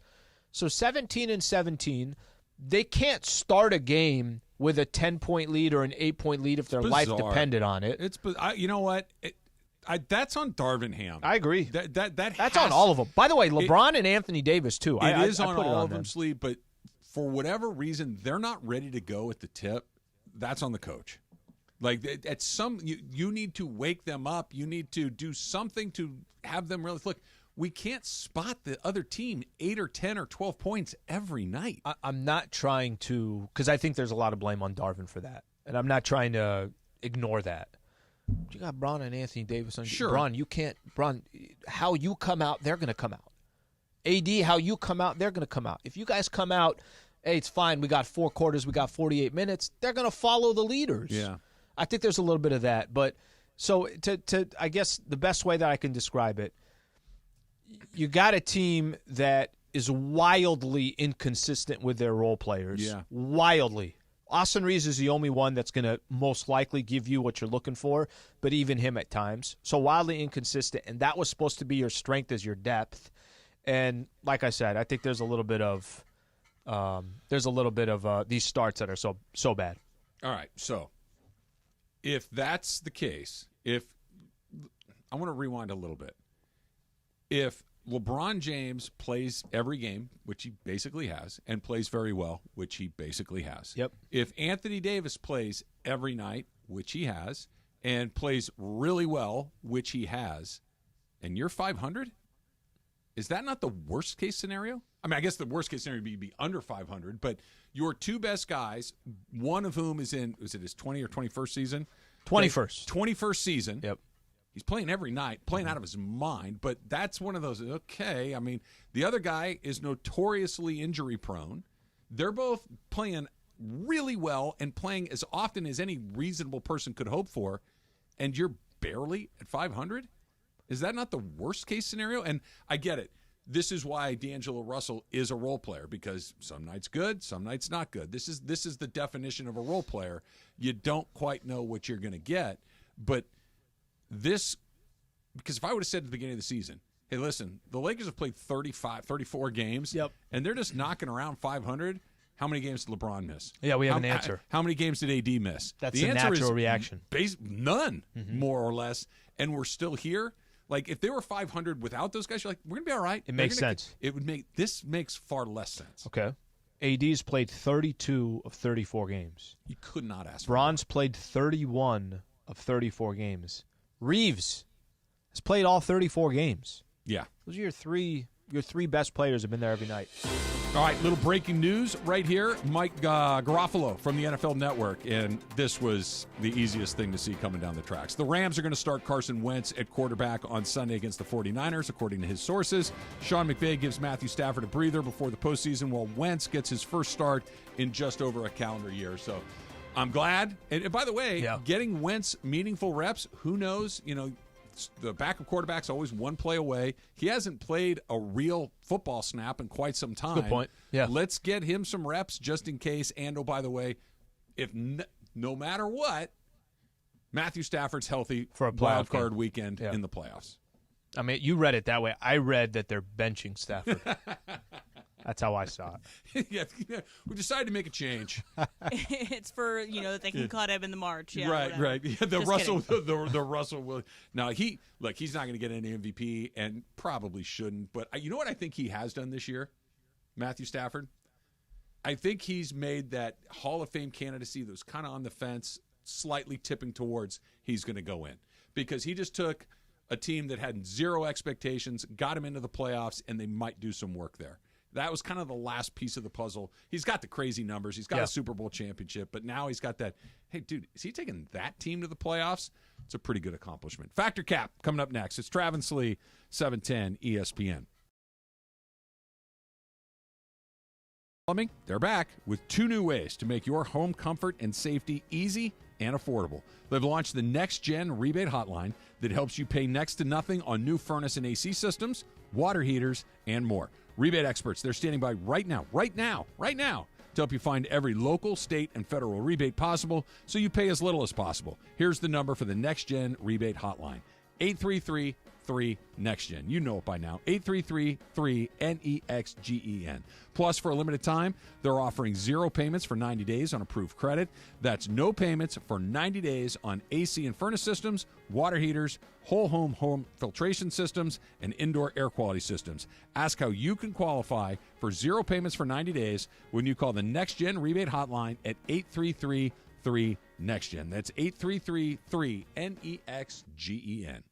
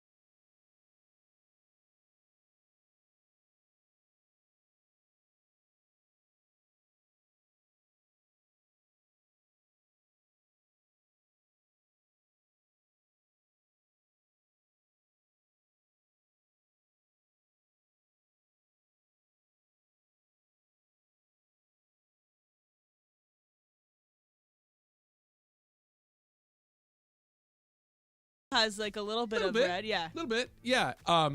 One of the 74 colors that my beard grows in, I got a little red in there. There's some things going on there. I think redheaded women are beautiful. I absolutely love that. So, yeah, absolutely. Leave the gingers alone, right? All right, Al? I think, Cap, for the last reason that you mentioned, I think it's very unique. I think it's different. It stands out. And I think, like you said, for women, it's like, wow, she looks really pretty. Absolutely. Okay, she looks pretty also because she looks different. It is a unique look. But then boys get it on the other hand. Maybe boys get it a little bit differently. It's not as attractive on a man as it is a woman, I think is probably Are fair to women say. looking at redheads and saying, I love a redhead guy. Okay. So maybe it is. Yeah. Maybe it is that way. You ever seen Mean Girls, Al? Yeah. Oh, by the way, Travis, called have you already Mean bought your Girls. advanced tickets to Mean Girls? I have the not bought musical? the advance tickets, but I'm not going to swear I'm going to see it, but I'm going to make an effort to see it. I think it'll be on Paramount anyway. If you okay. On the streaming eventually. Yeah, I'm going to need somebody's password. Redheads absolutely get bullied, especially in my culture. Anybody who has redhead, we Canelo call Alvarez. Canelo, Zanahorio, like Carrot Top. Yeah. Like, we have a bunch of like nicknames for redheads. So I've seen it. I've had friends that are redheads. And, I know people that are redheads. Canelo probably didn't get bullied long. No. Maybe Canelo became Canelo because of that. Exactly. Look at him now, world champ. You always hear stories of that where, somebody gets bullied at a young age and then decides, well, I'm going to do Taekwondo. Yeah. It's like, yeah, he's fine now. It was the bullying that got him then for the defense classes. Right. So, okay, so if you follow true crime at all, you're aware of the story of Gypsy Rose Blanchard. Are you guys aware of who she is? Mm-mm. So she was a young girl who was abused by her mother, eventually killed her mother, went to jail for it. She owns up, yes, she did it. But then she's now just been released. And she went to jail, I believe, when she was like 19, 20, somewhere in there, and just got out. So she's kind of become this kind of like folk hero, though, but for fighting against the trauma she was endured by her mother. Regardless, she got out of jail on the 28th of December, and the first thing that she did after she got out of jail, she got her iPhone, she went to a Starbucks, she got Dr. Pepper, she got all the things that she didn't get while she was in jail. So, you know the first thing that you would get when you got out of jail. Like, if you were in jail for 10 years, the first thing that you would get right after you leave. Al, Factor Cap. I don't know, but I'm gonna try to just think of it here on the fly. So I'll go fact on this. I want to go eat some comfort food. So whether I'm going to In-N-Out or I'm going to go to get a slice of pizza, or by the way, absolutely, That's like at the top of your list. Anything like that, I think is the first thing I want to do. I want to be just in an environment where I feel at home. Trev? In the penitentiary that I was incarcerated in, did I have conjugal visit options? You did not. No. Then that's what I'm going to take care of. That's your first thing, yeah. Yeah, they've been locked up for a minute. Fair. I'm going to need to. I'm going to need to have some companionship. But after on the I've been drive locked down for a while, before you get home, maybe something you could buy. well, I know. Maybe something. Yeah. Maybe. Yeah, I mean, I would be pretty single-minded getting out of there. But yeah, I don't know. Sure, something else. Going we'll golfing. You going golfing. You're gonna go to a country club and just you go get a sit Coke in a from McDonald's. That sounds good, but after. Yeah, no, exactly. Of No, course, as a refreshment. I'm totally with Travis on the first part, but then after that, like, the meal after would be carnitas, pastor, a Mexican Coke to go with it, bro, and we're settled. We're good. Jail isn't all that bad. Gypsy Rose said that she used a lot of her money that she got for the commissary to buy her Taylor Swift albums. So she bought every Taylor Swift album and listened to it in jail. What would you get upon your release? I think it'd also probably be something with food. Honestly, we were talking about it earlier. I think a really good smash burger, some good fries, and either a shake or a really good Diet Coke, like a crispy Diet Coke. Do you prefer Diet Coke over regular Coke? Yes. Okay. I love a Diet Coke in a Diet Coke over can regular Coke. that is very cool. The can that's been in the fridge for like a day. Yeah. That is the perfect thing for me. Mexican Coke. Mexican Coke's also All the great. time. Yeah. So do you guys know Adam Driver? Do you know who he is? Yes. See. Al, do you know who he is? I don't think I do. No. Okay, so look him up real quick. So he is a very tall guy. He played Kylo Ren in in Star Wars. If you watch those. Okay. Okay, so he right now is starring in Ferrari, and he's doing press for it. And his last movie before this was House of Gucci. Both of these movies, he played Italian guys, and Adam Driver is not Italian. He is a big guy, though, and he's kind of menacing, and he kind of likes to clap back at people that kind of give him constructive feedback. And I played a sound earlier this year about that. So, Adam Driver was asked about why he keeps on playing Italians, and he's like, it's only 2 Italians. It's only 2. I just happen to be back-to-back. So, you wouldn't have the guts to criticize Adam Driver. Jorge, Factor Cap. No, because in Training Day. No. No, in Training Day, there's a guy who plays a cholo, like one of those cholos, and he's not even Mexican. Really? That's right. Yeah. He's not Mexican. He's Middle Eastern. Wait, was it the crazy? No. It's the other one. Yeah, it's the main guy. He's not even Mexican. Remember when he's got them in the tub? Yeah. The guy with he's got the little, the white, tank top, whatever. So if you can pull off a role without being, that, of that heritage or whatever. Yeah, exactly. I mean, go for it, man, I'm mostly asking this because I feel like it's difficult to go face-to-face with Adam Driver and tell him that his stuff sucks. Adam, yes, I think I'm with you. I do not think that I would be comfortable doing that. I forget if that's no or fact, but fact. And he is a menacing guy. He's big. I believe he's a former Marine. Is. And Marines know things. Marines are not scared. Marines don't mess around like that. What was the movie he made as a Netflix movie with Scarlett Johansson? Marriage Story. Marriage Story, good movie where when they're screaming at each other, he's terrifying. Yes. I mean, he's a really, really scary guy. So no, I'd leave Adam Driver alone. Al? I forgot which one too. No, I think this Would you not be scared to criticize him? I would not be. Okay, so that's Cap. So, and here's why. I think we kind of, Trav, we fall into this in our world a little bit. We have a mic. We are critiquing other athletes all day long. Mm-hmm. Those athletes, most of them are 6'5" and above, and everything else. Now, True. I know face to face is different, but I think some of these athletes, actors, actresses, I don't think they mind like a conversation. It's like, it's weird. You were in 2 Italian movies. Why Italian movies? It doesn't even look like. I think there's a way to phrase it and to say it to where you're not basically asking for a fight. Yeah, earlier he was asked, like, why essentially does the crash scene suck in this movie? Right. And he was like, well, F off. Why would you go for 2 at the 7-yard line? That's a fair question. Yeah. The Ferrari movie doesn't look terrible. No, it looks good. Yeah. I'm going to see it eventually. I'm not running to the theater to go see it. All right, so I'm going to go see Camry. Dodge. Was going to be Pontiac's coming out. That's really funny. Okay, so Lincoln. Detroit is still bent out of shape about what happened to them over the weekend with the Cowboys and the refs. They thinking screwed them over, and so someone decided to purchase electronic billboards out in Detroit, and on it said Decker reported.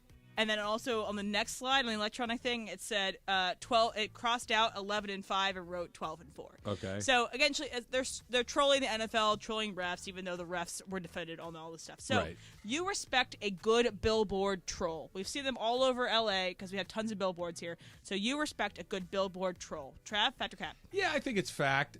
It's not where I'd go spend my money, but if you've got billboard money, billboards are expensive.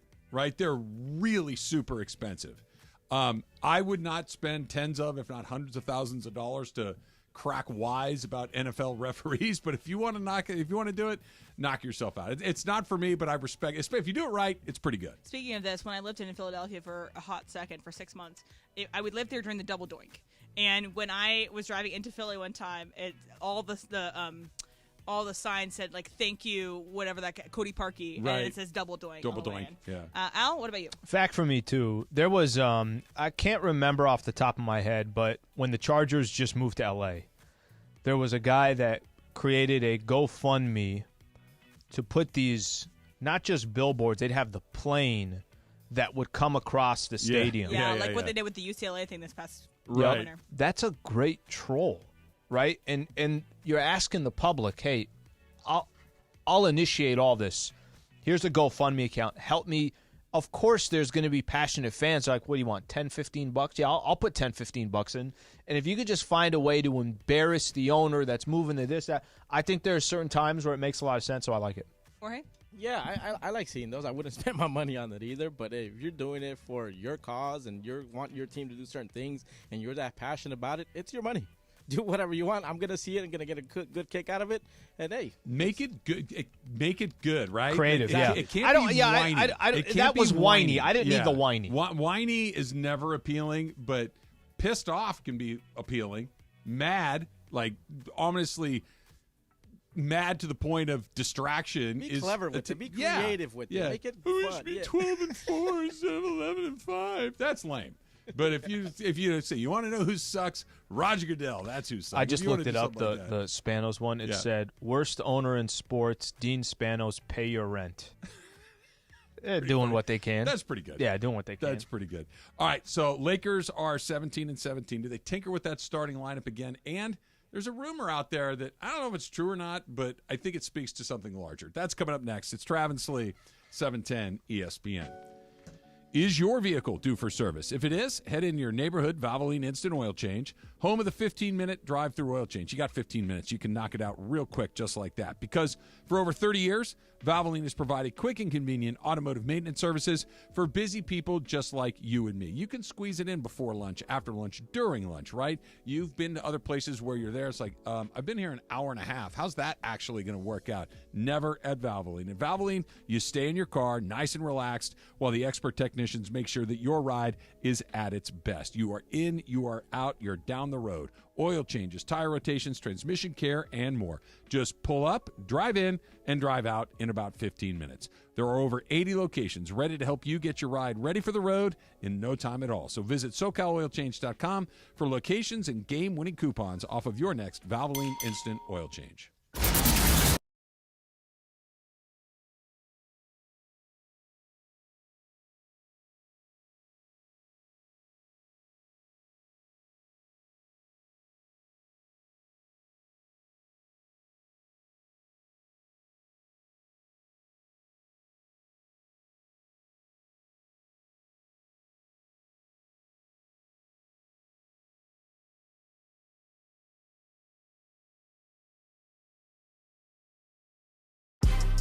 Big news, Laker fans. John Ireland here. You can now stream every Lakers game on the ESPN LA app. Don't miss a second of the action with Michael Thompson and I on the call. Plus, all your live and local Lakers talk every day in the palm of your hand.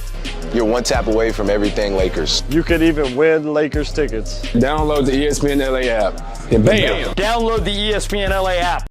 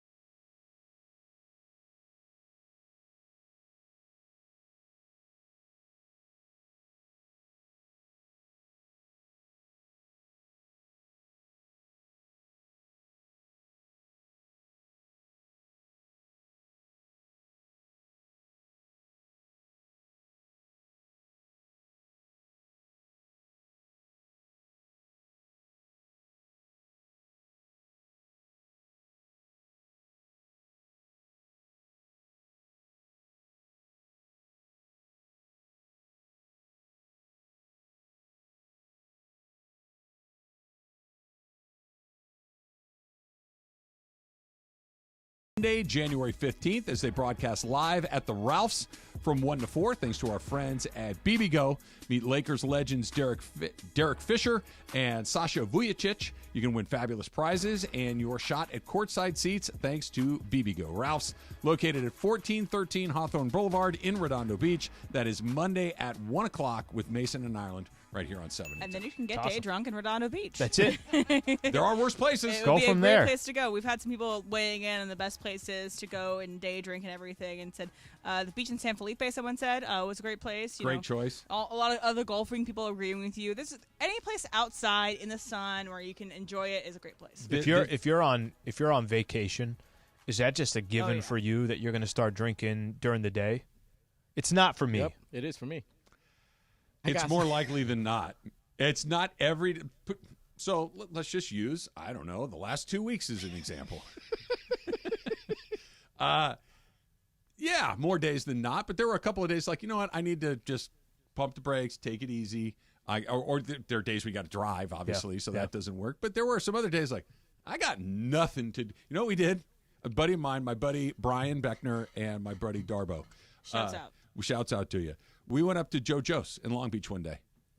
But my buddy Brad had never been. It's an old school bar. It's been there. Everybody knows what it is.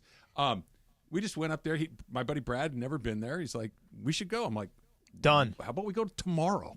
And we did. And we went up there and spent 3 hours up there eating sandwiches that anyone could have. and drinking beers. It was great. It's a great day. Yeah, you win. Then you can end that day by watching Iron Claw with your buddies. Just crying together like guys do. We left the house around noon. We were back around 4. It was... And then you were asleep by one of those really... one of those days you said, like, today was a really good day. That was one of those days. Hey, Casper Villa wants to weigh in. He says, how would you rank your day drinking venues, though?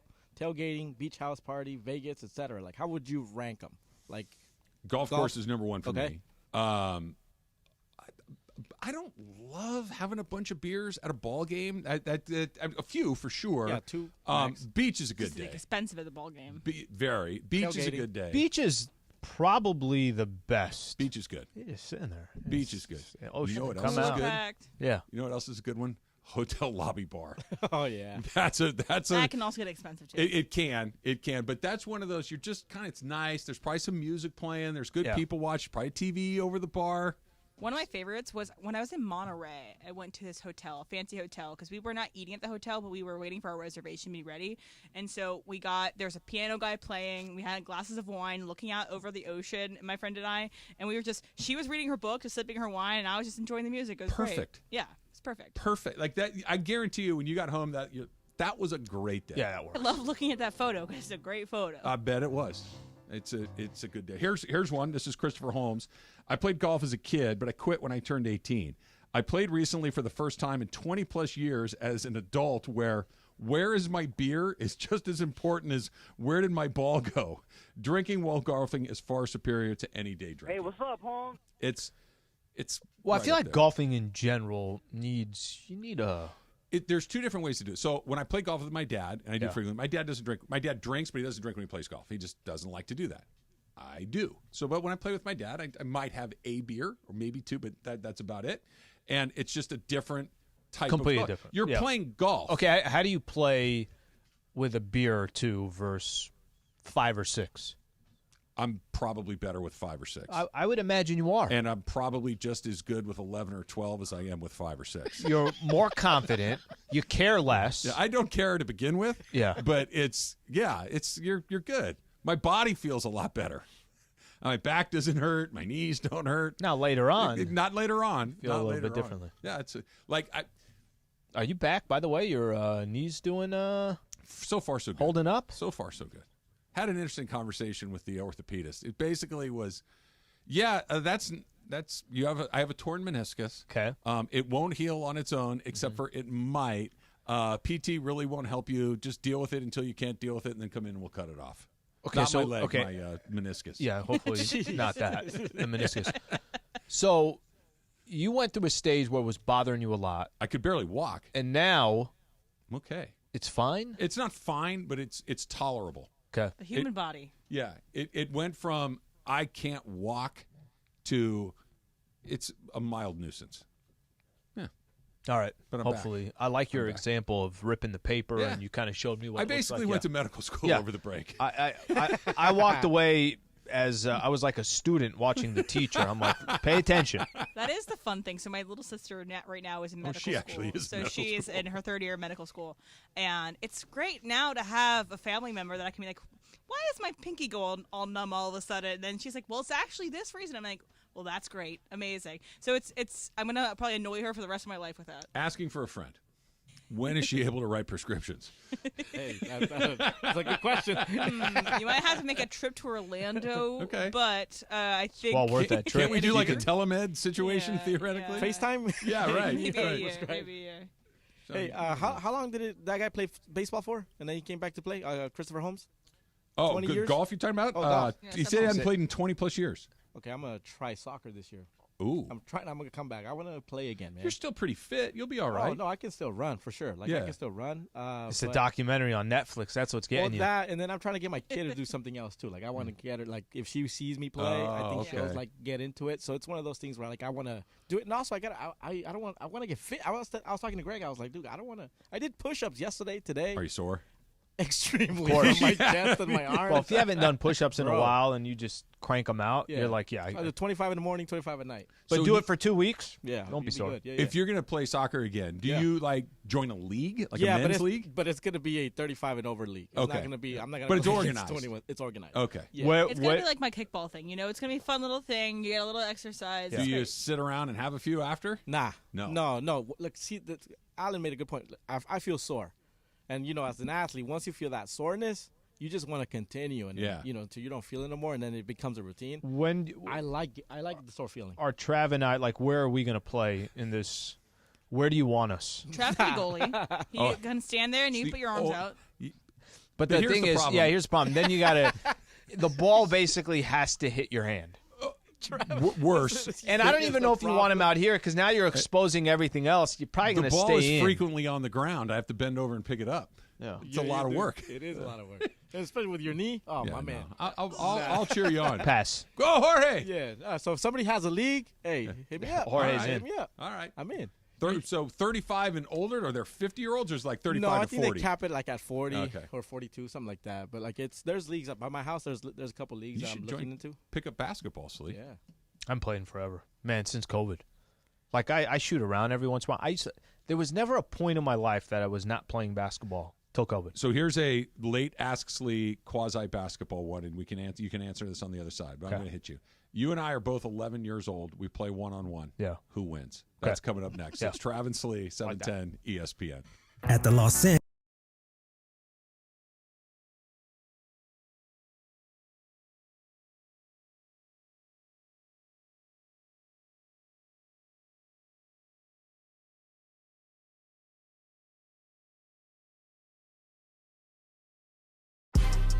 Big news, Laker fans. John Ireland here. You can now stream every Lakers game on the ESPN LA app. Don't miss a second of the action with Michael Thompson and I on the call. Plus, all your live and local Lakers talk every day in the palm of your hand. You're one tap away from everything Lakers. You could even win Lakers tickets. Download the ESPN LA app. And bam! Download the ESPN LA app at the App Store and Google Play.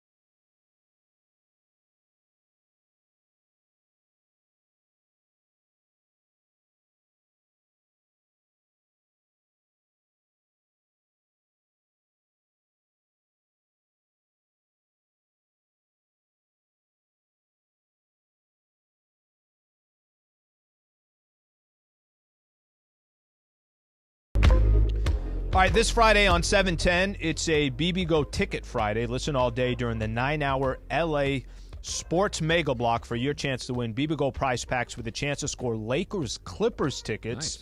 Nice. BB Go Ticket Friday, this Friday on 710. BB Go, the official game day snack of the Los Angeles Lakers. Finally went through all my BB Go. I'm out. You done? I need to go buy more. Yeah. They give you a good amount. Media do. day. They do. The dumplings are my favorite.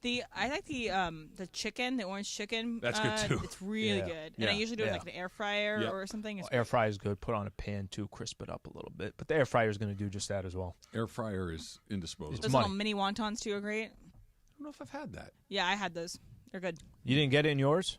Maybe. I got mini walnuts. Travis, I can't believe you missed out on them. They're great. Maybe I didn't, and I'm not remembering. I could have them easily correctly. took yours, put them into my cooler. Could be. them. I was And so just kept happy going. when I saw. I've used my cooler all the time too. It's a good deal. All right, so you and I, we're both 11 years old. We play 1-on-1. Yeah. Who wins? Okay, I got a couple questions because I don't know Trav. As an 11-year-old, I'm just going to assume.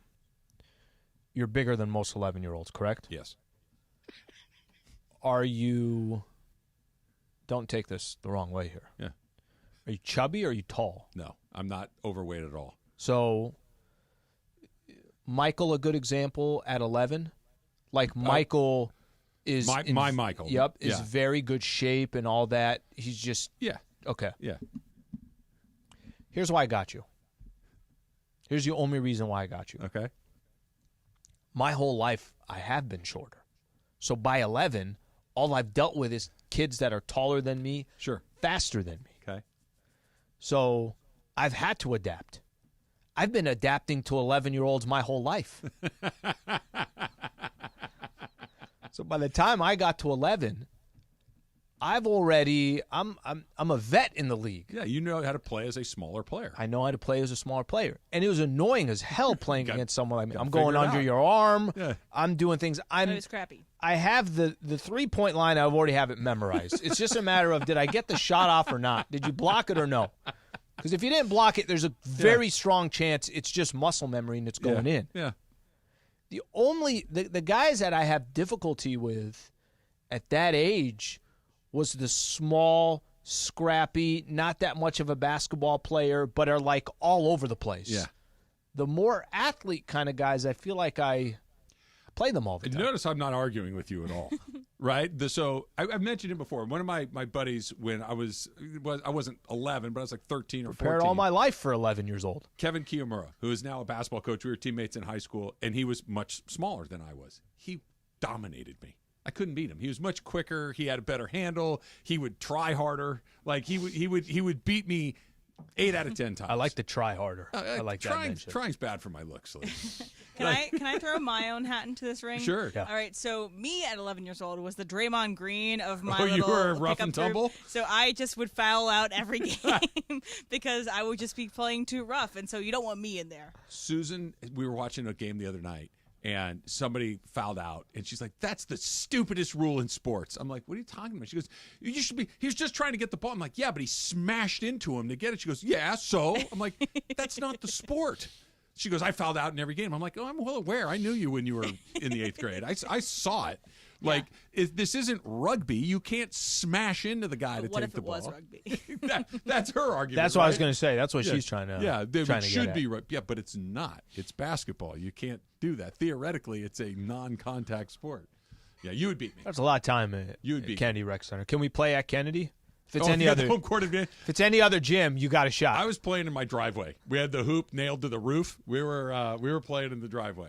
Yeah, and the driveway was kind of canted from high on the right side to low on the left. You never wanted to take a shot. One from of my the right favorite side. stories. Bricks, half of it or a quarter of it, brick. No, yeah, what- cement, and some of it- blacktop. Yeah, exactly. One of my favorites in my parents' driveway is at the time, right? Everybody has the manual garage. You're just opening up the garage, and it's got the handle where you need to have it. It's up on the springs, and it just comes up, right?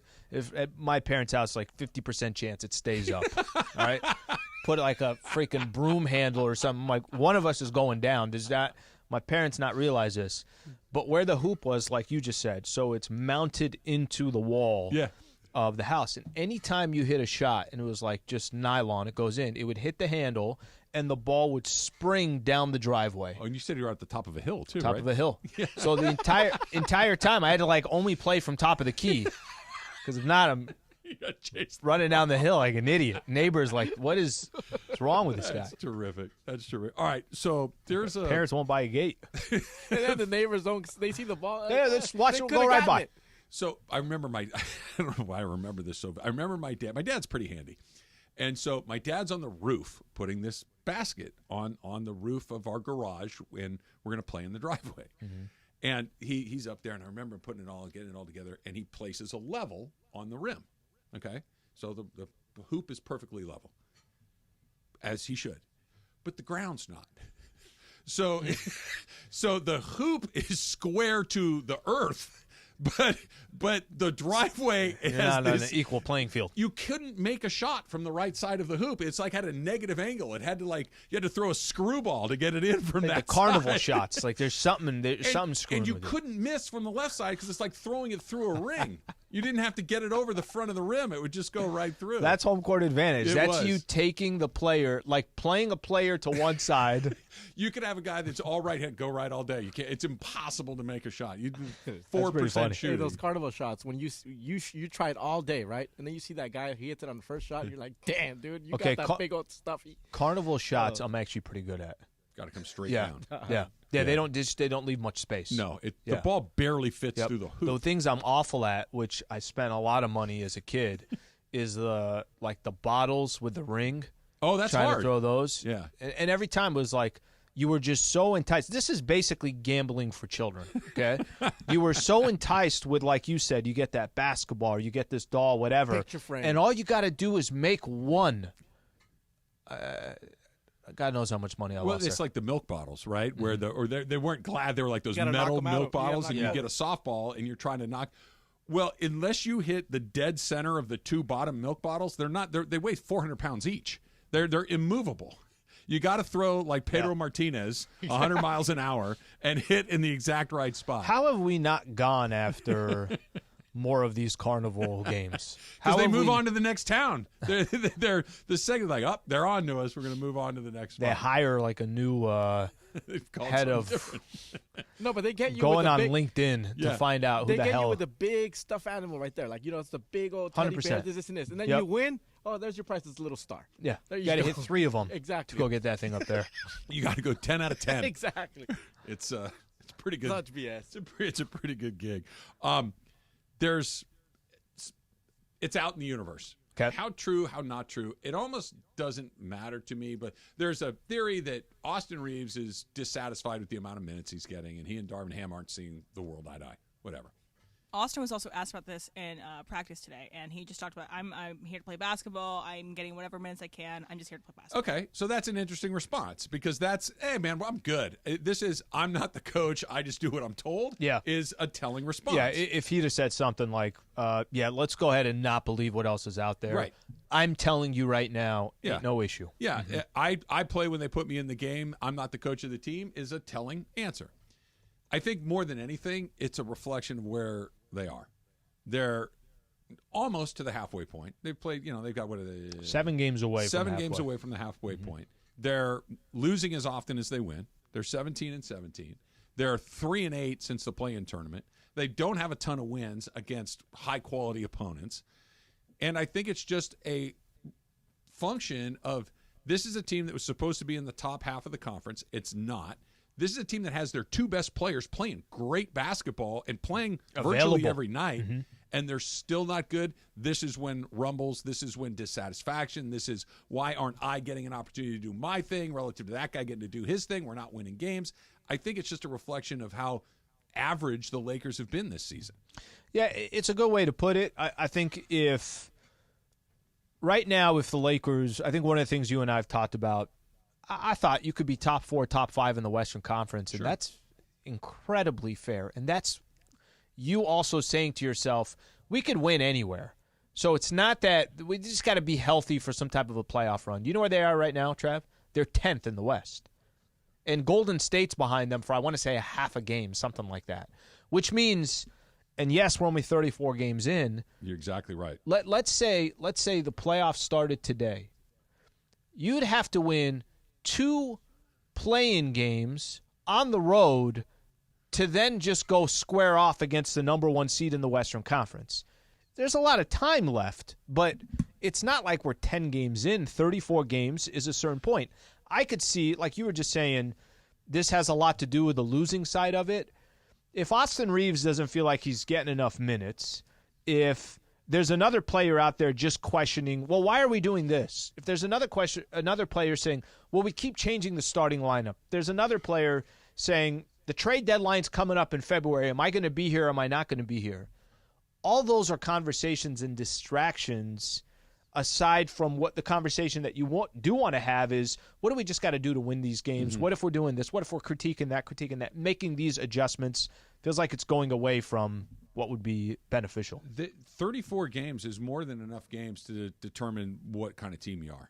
That's not a hit. Let's let it ride out a little more. 34 games is they're a 500 team.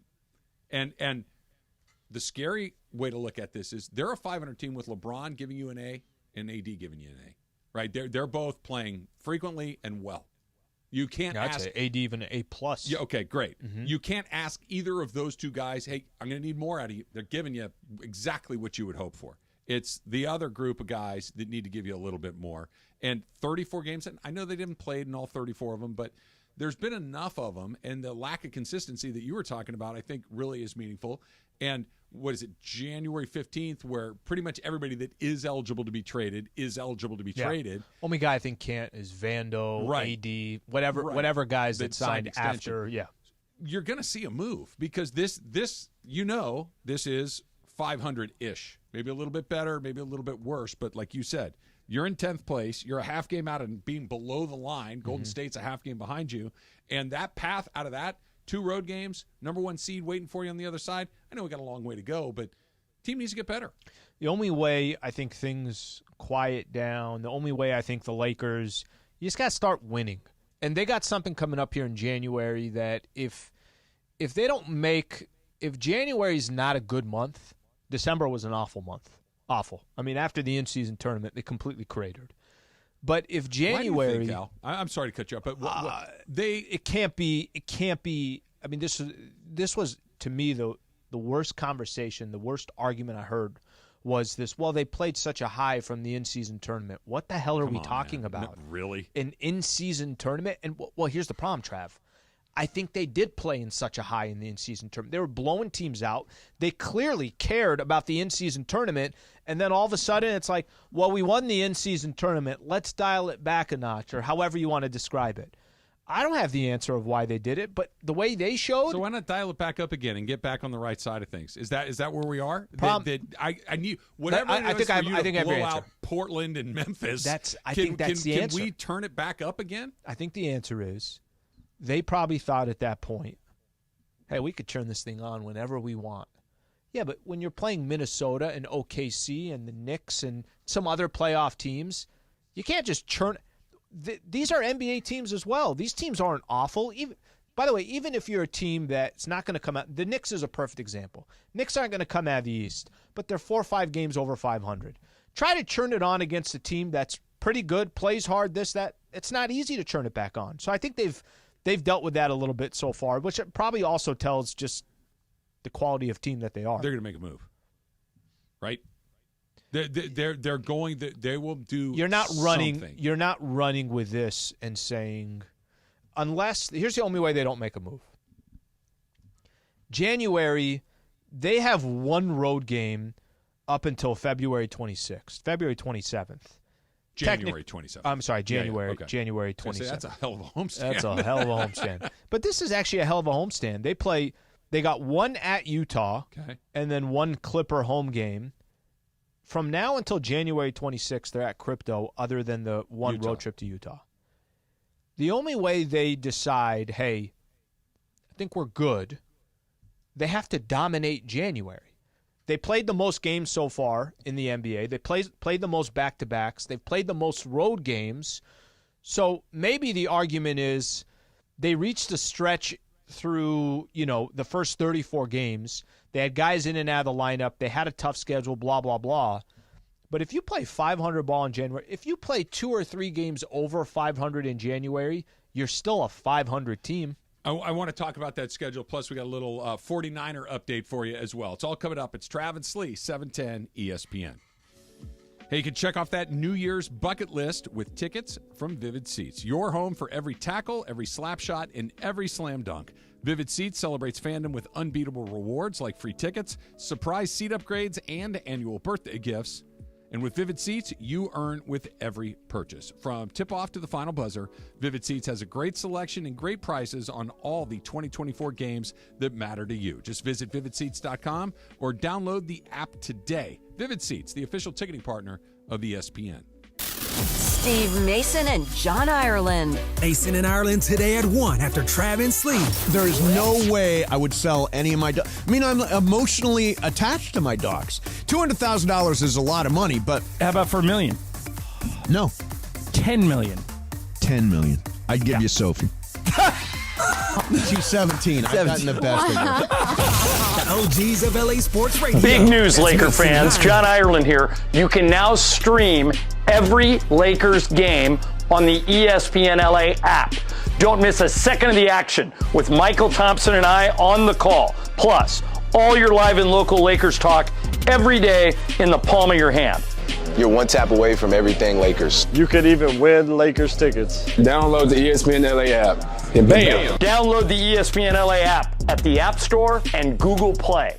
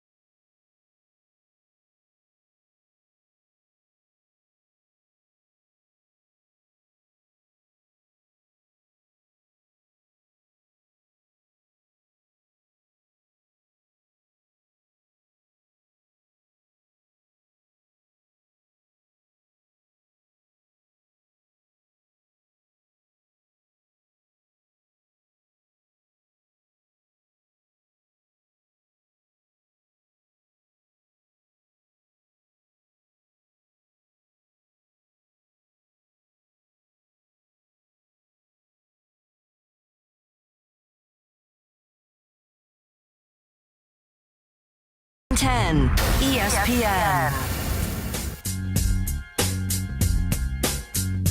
So Beto just hits me with a text. Just says, pickled eggs, question mark. Let me ask you something, Beto. Do you think I got the pickled eggs at JoJo's or not? Of course I got the pickled eggs. They have To be honest, it sounded like a freaking great afternoon. It was good. And I got a special loaded, which is a hot dog split in half on rye bread with cheese, brown mustard, sauerkraut, or onions, and horseradish. Yeah, I'm okay with it. Everything with the horseradish, you got me. It was I'm not a huge fan. Terrific. So you can get it without. And cold beer. Been there Packed? 100 years. Place packed? Packed. Damn. Packed on a Wednesday afternoon at 1. Packed. It was like a holiday Wednesday afternoon. It was. Oh, everywhere was packed, but that I'm sure it's packed right now. We were watching some terrible bowl game. I don't even remember what it was. All of them? Yeah, right? All of them. Isn't that true? Except for the Pop-Tart Bowl. I love the Pop-Tart mascot. Yeah, but you like it because of the mascot, yeah, right? Exactly. I don't know. We talked a little bit about this. Yeah. The college football playoff that's going to get implemented next year, where we're going to have, is it 12? 12. We're going to have 12 teams, so you're going to have 6 games that you care about, and then we'll have, we'll winnow it down from there. I don't love it because I like kind of the quirkiness of the college football format, but put that aside for a second. The best argument for it, other than the Florida States and the Georgias and the Oregons of the world will still get in this format, is every bowl game this year that wasn't the Rose, the Sugar, or the one we're going to see on Monday night was garbage. They're the best players don't play. The play is they're playing for nothing. Coaches or not, yeah. Playing for nothing. Coaches, it's so boring. Yeah, and it, like you said, I think this is, at least for me, and I know I think you're probably in the minority of sticking around with the regular season, but I think so. But that's okay. I think I understand why you care about it. You care that it's Ohio State or Michigan, and that one of those two teams are going to get in, not both of them. Right, and it's the only sport where the regular season is incredibly important. Like literally one bad week in the regular season can see. Florida State had 0 bad weeks, and they got hosed. Yep. And I get it that now Georgia took care of them by saying, yeah, really cool, guys, go over there. But it matters, that weird game in the middle of October where Ohio State lost to Minnesota. Really? Okay, they're in deep trouble every game. Now it's like we're all right. We got, there's plenty of runway for us to get back into this. So I think when this all kind of the dust settles, whatever, you can have the playoff. But these other bowl games, I mean, every time a game was on or it's on radio, TV, it's like, well, what's the purpose of? They're missing. Their 6 best players aren't playing. Nobody cares. There's nothing to play for. So at least it's going to take care of it from that perspective. Okay, what's on tap today on 710? Thanks to Michelob Ultra, Lakers are back on the court tonight at Crypto.com taking on the Miami Heat. Coverage begins at 5:30 with the Toyota Lakers countdown to tip-off. Tip-off, by the way, is at 7 p.m. Hear all the play-by-play with John and Michael on 710 or in crystal clear digital audio on the all-new ESPN LA app. Highly recommend that. Just click the Lakers Listen Live tile right there. Michelob Ultra, 2.6 carbs, 95 calories. It's only worth it if you enjoy it. All right, so the Rams announced a half an hour or so ago that Matthew Stafford is not going to play on Sunday, that Carson Wentz is going to get his first meaningful action as a member of the Rams. He will start against the 49ers. 49ers are also not going to play their quarterback. Brock Purdy is not going to start. Sam Darnold will be the starting quarterback for the 49ers on Sunday. And, yeah, why not, right? Like it's the Ginger Bowl. It's the Ginger Bowl. A couple of redheads going at it for sure. But it's also one of these, the only thing, and especially in San Francisco's case, they're locked into the number 1. And clearly they don't mind Brock Purdy being on the shelf for what'll basically be 3 weeks. All of this week, all of next week, all of the bye week, 3 weeks without throwing a meaningful pass. They're okay with that. Sam Darnold's going to play. There's certain teams that everything becomes strategic. I know we could try to, every time you try to, I'll use baseball as an example. The teams that rest. Yeah, that they had to rest, now they're all of a sudden, they're at a disadvantage. I think the San Francisco 49ers have no problem getting healthy and ready. Now, they might be rusty for a quarter, and hopefully that quarter doesn't affect them in winning that game. And I think for the Rams, what a unique position. So the Rams, you're going to tell me, not only are going to make the playoffs, but they're also going to be able to be very strategic where they're not playing for their lives on Sunday. They're in. It's just a matter of no McCaffrey, no Purdy for San Francisco. I mean, we'll see about Debo. We'll see about Kittle. Might be the same thing with Puka and Cooper, where they play a couple By the way, just out of curiosity, if you're the Niners, if you're not playing with Purdy and you're not playing with McCaffrey, why aren't you not just going down the list and saying we're not playing with anybody? And maybe they will by the time we get to tomorrow or Friday. That's how I do it. Yeah. If we're either going to play or we're not. Why am I playing like the Puka thing? I think is pretty specific because he's trying to set an NFL record and throw him a couple of balls, or I guess 3 or 4 to break the record. Get him his 30 yards, and then say, Hey, let me hold that helmet for you because you're not going back in. And make sure I know injuries can happen anywhere, but just let's not throw anything over the middle or just quick little slants, couple screens, call it a day. But what I like about the decision from both teams to play Wentz and play Darnold is that moving forward, if something happens to Purdy, and we saw it against the Eagles, we didn't have a quarterback moving forward. The 49ers didn't have a quarterback moving forward. So after Purdy went down, it was Josh Johnson. And then after so then resting Purdy is a good idea. Resting Stafford is a good idea. Isn't it so annoying, though? At the end of the year for the NFL is always it's almost like the bowl games where you have all these teams that are sitting guys. I feel like there should be a way that they could just be like, this is almost like a rare situation that it's not rare. What I'm saying is that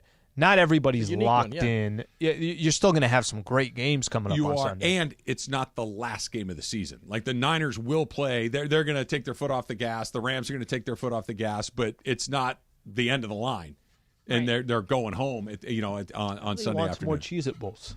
I do. I want more mascots. I want more mascots that are fun, that are campy, that get eaten at the end of the day, that sacrifice themselves for us. I think that we want all of that. Was the mascot edible? Yes. Oh my, Travis, you missed this whole thing? I saw him go into the faux toaster. And then he comes out. Okay. He comes out, and then he's you can eat him. He was cooked. Yeah, he cooks. He goes and gets toasted. And then they're like, oh, my gosh, it tastes really good. It's amazing. I missed when it was consumed. I saw it. I guess it's gender neutral. You know the funniest part? They were consumed. The funniest part is they didn't even know how to go about it. Like, okay, now how do we cut this? And then they got him. They just dug in. He's literally our Jesus. He's being sacrificed himself for us, and then we can celebrate every. Yes, amen. Amen. Also, by the way, does that not literally describe all the bowl games? Yes. Where we're just spending all our time talking about the Pop-Tarts. Like where the mayo is going to be dumped on somebody. Yep. But wait, didn't at some point, didn't you say bowl season was your favorite season? No, the Final Four. Oh, okay, the Final Four. Okay, Final Four. Yeah, the CFP. Yeah. Still to this day. It's a special day, man. It is a special day. It's a special day. Those games are so good. Both games were so good. They are. I stand by it. We're not arguing that the games are good. The three of us are confused by that's where you're planting your flag. We agree that the games are good, but that you are staking out that as your favorite day is the part that has us. Am I stating this correctly? Yeah. Go back to it. It's an incredible day. Just an incredible day. You know what I got just like super, super wrong? Not the Rams going to the playoffs. I got that super, super right. I thought Sam Darnold was going to be a really good pro. Oh, for sure. I really thought Sam Darnold was going to be because he's big, he's athletic, he can move his feet, he's got a strong arm. But he sees ghosts. When he got to the NFL. And again, this is the unanswerable question, right? That exactly that. That putting him in an absolutely craptastic environment like the New York Jets, where bad coaching, bad supporting cast, bad offensive line, and a toxic environment, is that why it didn't work, or does he just not have the skills to play in the league? I mean, look at Joe Flacco. Joe Flacco looked like crap on the Jets, and then he goes to a team, which is hard to say that the Browns are a better team than the Jets. They're a lot better than the Jets. And you go there, and then also Sam Darnold was with the Panthers, also a crap team. I think, and he didn't get much of a chance there either. I think in any sport, if you find yourself on a team, it's funny. We were talking about this. Yamamoto joining the Dodgers. You and I were talking about this before the show. Did they get Yamamoto? They did. $55 Modelos, though. Yeah. Okay. Like if that's what it's going to come down to, but I'll drink before I get there. Exactly. Think about some of these players that part of the reason do you think why he signed with the Dodgers is because he's looking at the Dodgers and saying to himself, okay, if the Mets are offering me $325 and the Dodgers are offering me $325, then does it just come down to what organization do I feel like I know what they're doing? The only reason why I bring up this as an example, Sam Darnold, he could have ended up with a franchise, and we're never going to know, but I think a lot of it does have to do with what franchise you end up with can at least help or hurt wherever the path of your career is going to go. If Sam Darnold got drafted by the Pittsburgh Steelers, I bet he would have been pretty damn good. Because he all the athletic boxes he checks. I never gotten the sense that Sam Darnold isn't a bright enough guy to play quarterback in the NFL. It just, to Emily's point, All of a sudden, he was on a bad team. He's getting his ass kicked. He's getting hit like crazy. He's getting torched in the media. And now I'm seeing ghosts. And I think once that starts, it's really hard to stop it. There isn't he's too small. No, he's not. He doesn't have a strong enough arm. Yes, he does. He's not athletic enough. Yes, he is. Like, he checked all of those boxes, but it just never came together for the guy. I thought he was going to be really good. I really did.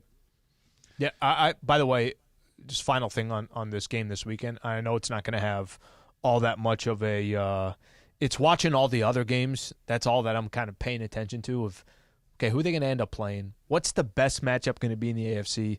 All that I think is going to be fascinating. And you and I spent a quick second on the NFL, man. What are you going to do? The NFL is just unbelievable. There's only 17 games. Unbelievable. That's why. It's fun. It's athletic. It's violent. It's unpredictable.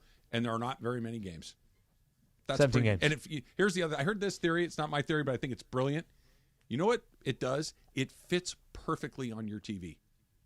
There's not a part of it that you can't. Like, hockey's terrible on TV. Baseball's okay. Basketball fits pretty good on a TV too. But football fits perfectly onto a television. That's good. That's a good little. Yeah, that's a good argument there. Hot and cold coming up next. It's Trav and Slee, 710 ESPN. Of going out to the golf course. Bud Light was brewed to be a delicious and easy-to-drink beer, even when the little things in life are hard, like when the game's going to overtime, but you have even more time to enjoy it in a fresh Bud Light. Bud Light, easy to drink, easy to enjoy. Pick up Bud Light at your local retailer today. Enjoy responsibly. Anheuser-Busch Bud Light Beer, St. Louis, Missouri.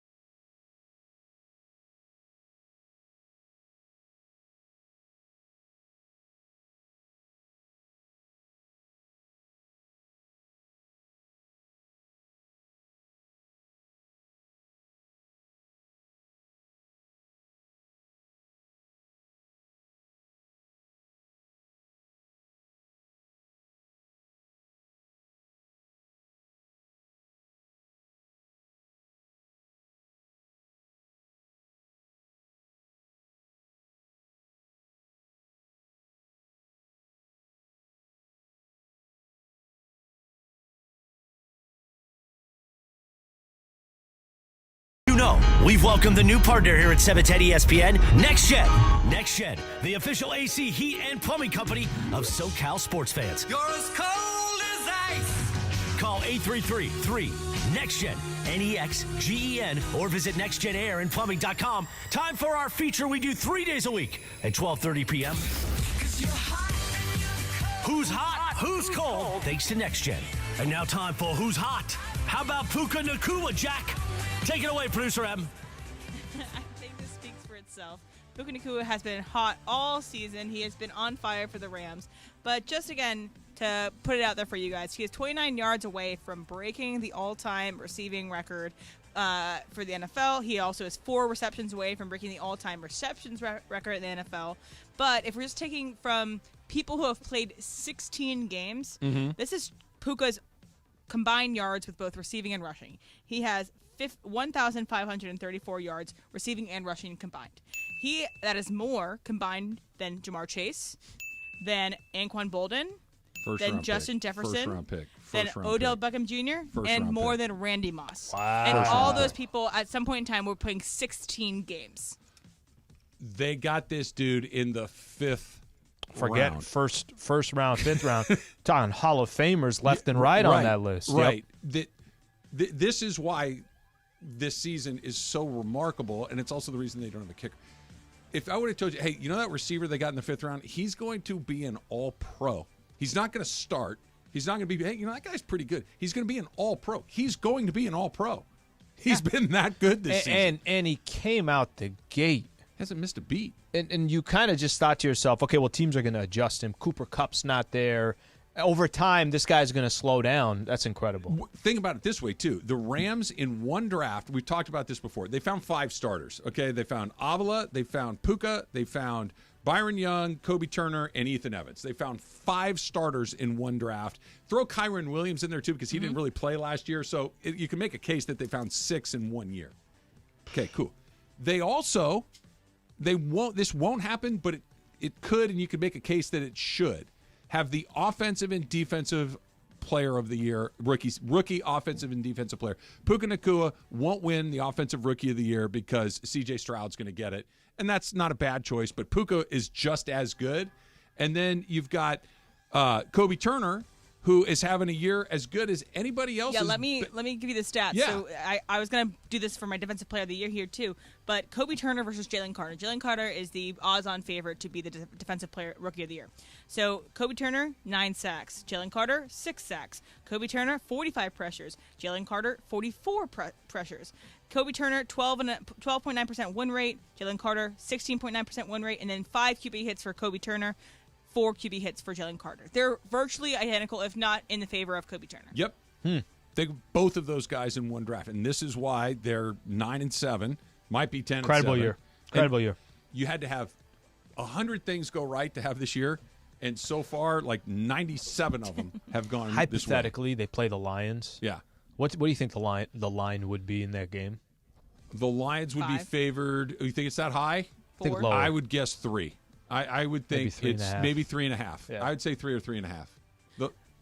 Trying to think if there's a scenario out there. I bet you there's future lines out there that we could probably find. I'm not saying they're not playing with house money, because they are. Oh, yeah. To go up against the Lions, it does change a little as if it would if you were playing the Cowboys or the Eagles. They should beat the Lions. Yeah. For all the reasons that we've talked about today. The Dan Campbell-ness of it all. McVay's a better coach than Dan Campbell, right? Matthew Stafford's a better quarterback than Jared Goff. They're not walking into that game thinking they're losing that game. Or hey, we're playing with house money. Nope. Or, hey, you know what? We just made the playoffs. That's all we're looking for now. The one position where I think that you can say that the Lions offensively I'm talking about right now, like skill position, they have a much better tight end in Laporta than the Rams do with Higbee. Yeah. Like that's their advantage. Now, St. Brown It's not like a massive crevasse in between them, though. No, but St. Brown, okay, is he having a great year? Yeah, he absolutely is. You got Puka and Kupp, and by the way, DeMarcus Robinson is playing at a crazy high level. It's St. Brown is pretty good, too. He's great. Yeah. But their group, the Rams group, is better than that group. All right, now it's time for Who's Cold. And now time for Who's Cold. David Tepper. All right, so David Tepper is the owner of the Carolina Panthers, and over the weekend, he decided to take out his frustration with the Jaguars fans by pouring a drink on them and walking away. So it was caught on video. It was blasted all over social media. The NFL has fined David Tepper $300,000 for tossing a drink into the crowd. And just so you know, this is his record since he became the owner of the Carolina Panthers. He has what? He has fired 4 coaches this time? 3 coaches? Including the interim, I believe it's 4. Yes, so he's fired 4 coaches. And his record is 31-67 as the owner. So he's pretty cold. He's incredibly cold. Throwing a drink on somebody is real stupid. Story. Can't be real. And what's even, it just speaks to the guy that's in charge of your team. Like if this guy owns your team, you're kind of dead in the water. There's very little chance that a guy that's that impulsive, that's that, quite frankly, short-sighted, that's that reactionary, is going to be able to build a winning culture, build a winning team, identify the right coach. By the way, if Jim Harbaugh, right? Jim Harbaugh is going to be the number 1 candidate coming into this year as an NFL potential head coach. Maybe Bill Belichick right on his heels, 1 and 1A. Whenever he becomes available. Right. You think either one of those guys would go within 100 miles of David Tepper? Doesn't it kind of... Okay, so I've seen the video, and in my head, I'm just saying to myself, I'm like... He hates day drinking. He hates day drinking. There's another reason not to like him. I'm like, impossible that he can be that stupid. Impossible. It's not impossible. You believe so much in people. I can believe people can be as stupid as possible. You're right, and I have too much faith in other people.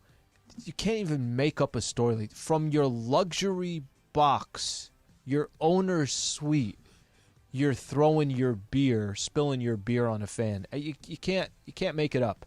No, but Dan Snyder would do something like that. We've seen other really bad owners. That part I don't question that there aren't bad owners, but it's unbelievable. Like he's going to do something else stupid, and you're going to say, "Oh, okay, another." Like I would not be a good owner, but I would exercise my vengeance in more deliberate, underhanded ways. I would have henchmen, first of all. I would hire a couple of guys that were just heavies that go around with me that do my bidding. But I would be like, see that guy right there that's being you know what? Make sure he gets out of the stadium safely. And I'd sit there and say, have a nice game. And then that guy might have an accident. He might fall down on his way back to his car. That's how you take care of that. Right. You got to do it. Who's hot? Or you even give him a ticket. Hey, we're going to move you away from the suite. Hey, we're going to upgrade you to this seat so you're just away from him. Yeah, just help him down the stairs. This guy. Right? This is how you do it. Who's hot, who's cold is brought to you by NextGen. NextGen, the official AC, heat, and plumbing company of SoCal sports fans. Call 833-3-NEXTGen or visit nextgenairandplumbing.com. The Dump is coming up next. It's Trav and Slee, 710 ESPN.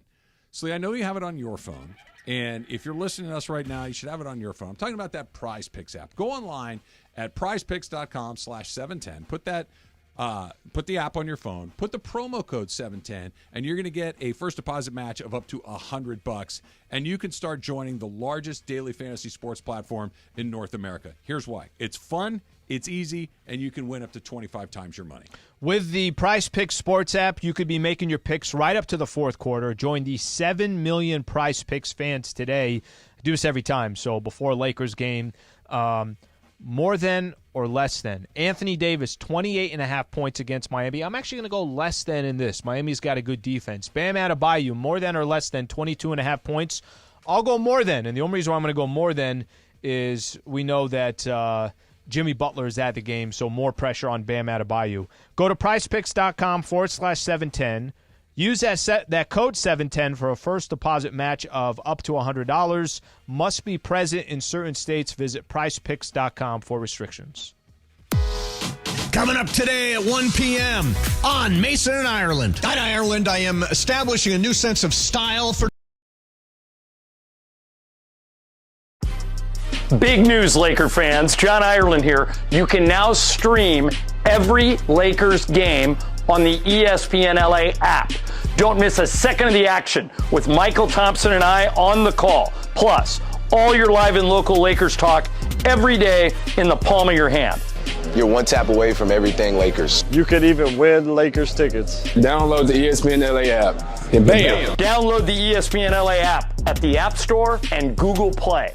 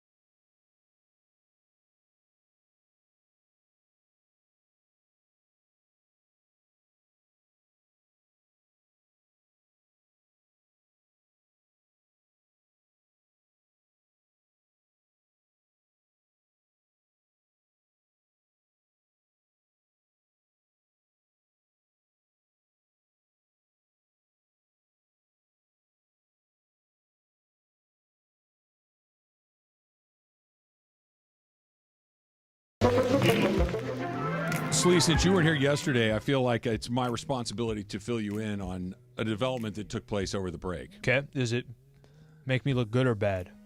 Neither. I don't know where it's going, but go ahead. Go ahead. Emily has the lead in the picks. She had a perfect week 16. She's now at the top of the stack with 94. Jorge is second with 90. So the title can only be between the two of them. Yeah. Okay, so they're fighting it out for the top spot. Yep. I have 83, so even if I got a perfect week and Emily had 0, she still beats me, so I can't catch her. Okay. You have 77. You can catch me, but that's it. So you're going to finish I want third, bro. Third or fourth. That's all I want. I could be 2, 3, or 4. Jorge's 1, 2, or 3, and Emily's 1 or 2. So it's down to their little showdown for them, and now we're going to have to go by one of them. I'm already researching my picks. I'm already trying to play the mind games with Jorge in here. We're Go ahead, man. I just do swag. What do you do with your Niners? Yeah, I was going to say, will this be the first time that listen, it's down to it's crunch time right now. Down to Sam Darnold. That's what it's down to. Well, and both Sam teams, Darnold's my 4. Exactly. Yeah, what does he do with the Niners this week? But we don't have the line yet. We don't know what the line's exactly. going to be. And it's not like they're playing against a team that's fighting for their life. The Rams are playing their backup quarterback too. Huh. That might be the toughest game on the board. it might be. It might. Do the Chargers have a game or did they quit? The Chiefs. They play the Chiefs. To me, they quit since 2016. Hey, guys, we're good. See you next year. It's going to be Easton Stick We quit. versus whomever is backing up Patrick Mahomes right now. You know, it's so good. Quitting is awesome. Like the liberation that comes along with quitting something is so satisfying. Hey, you know what? I quit. Okay, sometimes and just walking away, it's so good. Sometimes strategically, if you can quit, yeah, get the right pick. It's all you care about. Oh yeah, yeah. Oh yeah. Well, the Carolina Panthers didn't have anything. They couldn't quit because they were they'd already had their number 1 pick going to the Bears. They still wound up at the bottom. Bears got the number 1 now, right? Bears have the number 1 pick. Yeah. Think they'll and then take number 6 somewhere in there too. Yeah. Do you think they'll take a quarterback, or did Josh Fields did it again? Justin Fields hold on to that. He was pretty good towards the end of the year. I think they take. You think they take one? Yeah. What if? Let me play this out. Yeah. You're number 1, and let's just I'll pick a guy. You want Marvin Harrison Jr. Okay. You want Marvin Harrison Jr. And you could move back to 2 or 3 and be virtually guaranteed. Well, if he's at 2, you would be guaranteed that he's going to be there. And you could get another pick from whoever you're trading with, get another first round a year after that. It's not like Fields can't play. Now, maybe he's not Williams or May or Penix or whoever else turns out to be the number 1 overall guy. I guess the question is, what can you get for Fields? True. Right? True. Because if you're going to draft Caleb Williams, can you get a late first rounder? I have no idea. But Justin Fields is in the top 2/3 of quarterbacks, right? Closing in on the top half? Sure. What can I get for him? I don't get excited about Justin Fields. No, though. I don't either, but he's not a bum. Well, he's not a bum, but I think it's if I said you could have one or the other, who are you taking your chance with? Okay, well, then I'm going to draft Caleb Williams with my number 1 pick, and I'm going to see what I can get in the market but him. You're not sure not. what you're going to get. Yeah. You kind of know what you have with him, and you can get a top-flight wide receiver. So now you got a serviceable quarterback, a top-flight wide receiver. Or maybe you need I don't know the Bears roster well enough. Yeah. Maybe you need a left tackle. Yeah. Maybe, whatever Can it I is. do that with what I get from Maybe. Fields? Maybe, but the problem is, what if May sucks? What if Caleb Williams sucks? It's unlikely, but it's not impossible. No, it happens all the time. It happens all the time. All the time. Right. I think it's worth Fields doesn't suck. He might not be great, but he doesn't suck. What do you think they do? I think they're going to use it on a non-quarterback. And maybe they'll pick, maybe they'll trade it, but I think they'll roll with Fields. He played really well for the second half because of the they season. still have 2 picks high in the first round. Yeah. Yeah. That's how you rebuild a team. I don't know sure, if it. but I don't they're know. Also the Bears. I was just gonna. That's what I was just gonna go down yes. to. I don't know if part of this has to do with the fact that they're the Chicago Bears. What do you think about this? Kirk Herbstreit thinks that the Rose Bowl should be a college football playoff title game location moving forward. That the Rose Bowl is where you play the college football championship game. Play your tournament, and then the Rose Bowl gets the championship game. I think it's one of the best looking sporting events you can possibly have. Especially it's when at it looks the like Rose it did on Bowl, Monday. especially the way it looking like that. I got no issue with it. Think about this. SoFi Stadium exists here in Los They Angeles. played the championship game there last year. And you're talking about, not that one. Let's go with, and that just kind of shows how iconic and how special history. it is. The history, And it's one I of the got few no issue with iconic it. college football locations that doesn't have a team that's going to be in that game. Mm-hmm. Sorry, Bruins. What are you talking about? What kind of I attitude was is that? waiting for you to come in to drop that No, one. Travis, this is a terrible idea. You know why? Purposely. Why? Because every year, when Mason comes in, he can back me up on this. But every year, on January 1st, there are millions of people in New York, Philadelphia, D.C., Chicago that are miserable, snowed in, cold out of their minds, and then the Rose Bowl comes on. And they see these girls in the cheerleaders and the people in the stands wearing golf shirts, and they say, honey, pack up the car. We don't need any more people here. I think Kirk might be the best come up pitch. with a great idea. It's a tribute to the Rose Bowl. We don't want any more Steve Masons from Ohio moving here and never going back. So, the first time in a long time, California had more people leave than come in, so we might need to make up a little bit of population. I always thought that what you just described, John, I've been hearing that from the time I was a kid, right? Right. The Rose, for whatever reason, Pasadena, January 1, it's always 73 degrees and perfect. And it was, again, this most recent January 1st. I always thought, yeah. Buddy of mine who moved here from Detroit moved here because of the Rose Bowl that he would see. Grew up born and raised in Detroit. Watch the parade and whatever. whatever. It looks like a fantasy land. I Like know. it can't. No place looks like that other than Honolulu on January 1st. Think of all there's 300 million people living in the U.S. Come on, think of all the people that see that and have the exact reaction that your friend had, that young Steve Mason had, that young Scott Kaplan had, that young George Sedano had. They all land up here. We were lucky enough to be. Our parents got us here. Yeah, exactly right. Exactly right. Happy birthday to Eli Manning. He turns 43 years old today. Hall of Famer? I think if you win 2 Super Bowls, yeah. First ballot? No. I don't get too involved. No, but you win the Super Bowl twice. And by the way, he played his head off in both of those games. He beat the 2 best teams Yeah. in recent football history. You voting for him, Slee? I'm not a big credential Hall of Fame. I'm not the person to probably ask for it. Does he feel like one to you? You won 2 Super Bowls. Yeah. But he's the only one that beat Brady, right? He beat Brady twice. Yeah. Well, Nick Foles also beat Brady, but yes. Yeah. But the for him specifically, yes, I do believe so. You put Eli in, John? Of course, yeah, he's in. Yeah. I mean, the same reason Joe Namath's in. Joe Namath has more interceptions than touchdowns. Joe Namath wasn't very good. Right. Like, he more interceptions than touchdowns. He called his shot in New York City and wore a fur coat. Yeah. That's what got him in to the Hall of Fame. Happy birthday. Happy 28th. What's that? How old are you? 52. That explains it. What? Namath was great. No, he wasn't. Look, statistically, No, he he was wasn't. Statistically. Yeah. You guys sound like Monzi Bolanos, who said that Lamar's stats aren't that great. That said Lamar's too quarterbacky. Yeah, Lamar's okay. You guys do that story? Yeah, Lamar's a pretty good player. Yeah. Lamar's fine. The reason Lamar is good is that he's not quarterbacky. Right. The reason he's good is because he's faster than everybody else, and he throws it farther everything. and more accurately. Yeah, Lamar's all right. Florence Pugh turns 28 today. Emily. Yeah, she's one of my favorite new actresses, young actress. She has a fantastic frown, if you ever get a chance to see in some of those movies. But Is Don't Worry, Darling a good movie? No, it's not. I haven't seen it. You've seen it? It's a fun, messy movie. Okay. But she's in Don't Worry, Darling. She's also in Oppenheimer as the mistress of J. Robert Oppenheimer. Midsummer. She's in Little Women. Love her. We'll see her in anything. She's also in Marvel. So here are your starting quarterbacks for Week 18 in the NFL so far. Okay. Blaine Gabbert, Jeff Driscoll, Carson Wentz, Nick Mullins, Trevor Siemian, Easton Stick, Tyrod Taylor, Sam Howell, Mason Rudolph, Jarrett Stidham, Tyler Huntley, and Sam Darnold. All Hall of Famers. You know what that list means? A lot of clinching already. No refunds.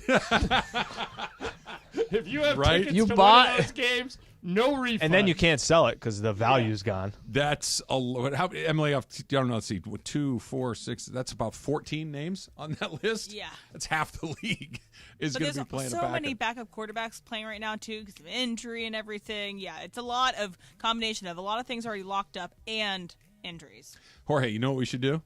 Yeah. What? Super Stager. ESPN AM 710 Los Angeles. KRDC AM 1110 Pasadena, Los Angeles. K256CX 99.1 FM, Pasadena, Los Angeles.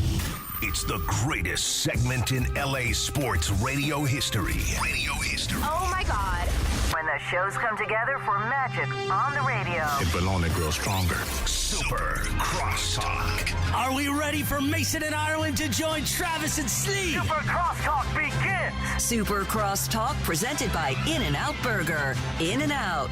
That's what a hamburger is all about. It's time for Super Crosstalk. Woo! All right, so Al and I were talking today. I don't even remember how we got on the topic. What's the best day drunk? I think I already know his. It's the golf course, right? Sure. Okay. I would think that's how we invented the worthy splash. I know. By the way, thank you. Yeah, the 2 shots of tequila with a splash of pineapple juice over ice. The greatest golf drink of all time. I would think that's John's. If you're going to day drink somewhere. Okay, yeah. so well, and by the way, better as than the Trav beach. will back me up, it is also a built-in excuse for when you miss a putt. You know, if I didn't have that second drink, I would have made that. It would have helped me. I wouldn't have made it, but, you know. I know that James Worthy is a friend of yours, and the Worthy Splash is a marvelous libation. Yep. It's terrific. Big fan. Better than a transfusion?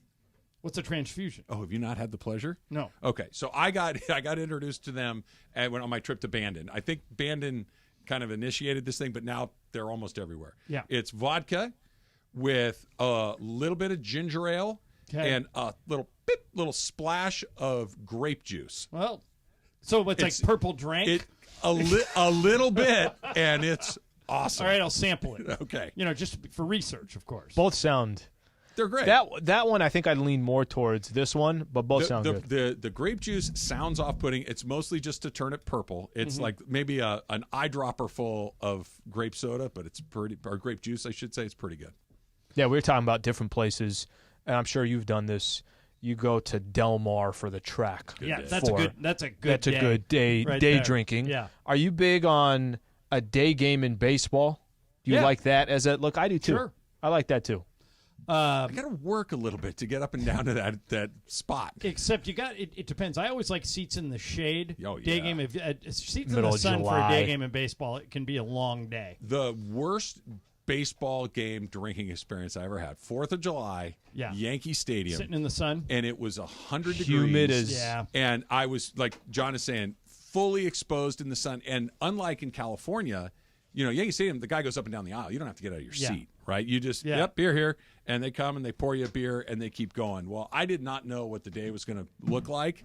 And by the third inning, I'd had 3 or 4 beers, and it's 100 degrees sitting in the sun. The worst time I've ever had in my life. Yeah. And like USC football games, I have friends that won't go if their seats are on the sunny side of the stadium. Sunny side is brutal. It's hot. Yeah, Mace, you go to every SC game. Does that help determine when you leave? Because my friends say it does. Oh, 100%. Yeah. Especially those noon September kickoffs. games against San Jose At 1 State o'clock. at 1 o'clock, Yeah. or here come the Nevada Wolfpack, or whatever that is, and you're sitting in the sun. It's brutal. That's the secondary ticket market day. Or you right? could Yeah, be, oh, absolutely. it or is. you could be San Diego State and open up Snapdragon Stadium. Oh, the old and Snapdragon. not have enough money to pay for the canopies. Is Snapdragon Stadium on the site of the old Exactly. Jack Murphy Stadium? Yes. And they don't have a canopy. They don't have. It's beautiful. Yeah. Have neither of you guys been? No, I've never Did they been knock Jack Murphy Yeah, down? it's gone. And Yeah. then it's build a new small stadium. spot It's like back up? 30,000-ish. It's the 32. perfect size. It's beautiful. Big wide concourses. Easy to get drinks and food. Yeah. It's big scoreboard. But it's all in the sun? It's in San Diego, and they play in September, in Mission Valley, in October, So in Little Mission Inlet. Valley. When I lived Little in San Inlet. Diego, I lived right next to that stadium. I It's know exactly where it is. I lived in Tierra Santa. Yeah. Right Tierra above it. Santa, right Yeah. above the stadium. You can't find shade. It doesn't exist. The sun sits right over the top of the stadium. And they It's didn't have enough impossible. water for that By the game. way, do you know that when I signed my original deal to come out here, it included a place to live? That apartment in Tierra Santa was paid for by John Lynch. Well, there you go. For how I long? lived. Well, you know, for a part year. of- He gave me a free year of living. That's Like a part of the Yamamoto. USC football coach's deal. Lincoln Riley has a house as part of his deal. Oh yeah, In yeah. Tierra Santa. Not in Tierra Santa. That's how you know the That's where LA Reggie housing Bush's market. house was. Here's a good LA story. Lane Kiffin had a house until he showed up on the tarmac. That's right. The Lane Kiffin Memorial Firing Hey, Room. they should hang a plaque or something. And he sold. I go through that building, that tarmac building, every day or every trip when I go with the Lakers. But Lane Kiffin's house was sold to Vince Vaughn. Oh, really? Who now lives in it. Wow. Okay. All right.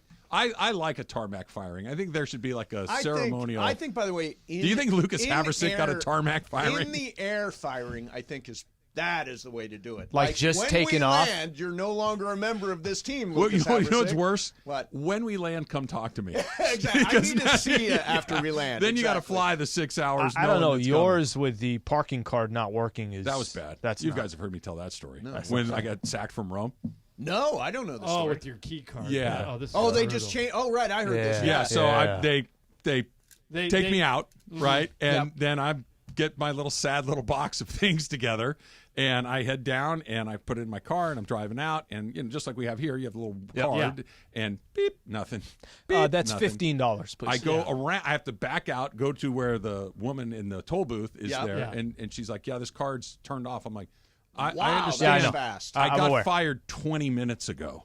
Yeah. And she goes, "I'm very sorry." They and are the arm went up. very serious about this. Wow. Yeah. So she at least was a human being and raised That the is arm. brutal. It's quick. That's brutal. It Yeah. was quick. Well, I used to work when I was working at K-Cal. Our studio was on the Paramount lot. Okay. And so I became friends with a lot of actors.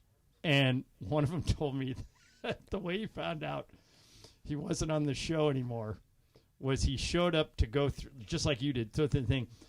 It didn't open, and he said, "Hey, I'm on my way to work, and the key card's not opening." And he said, the guard goes, "Hold on, what's your name?" Gives his name.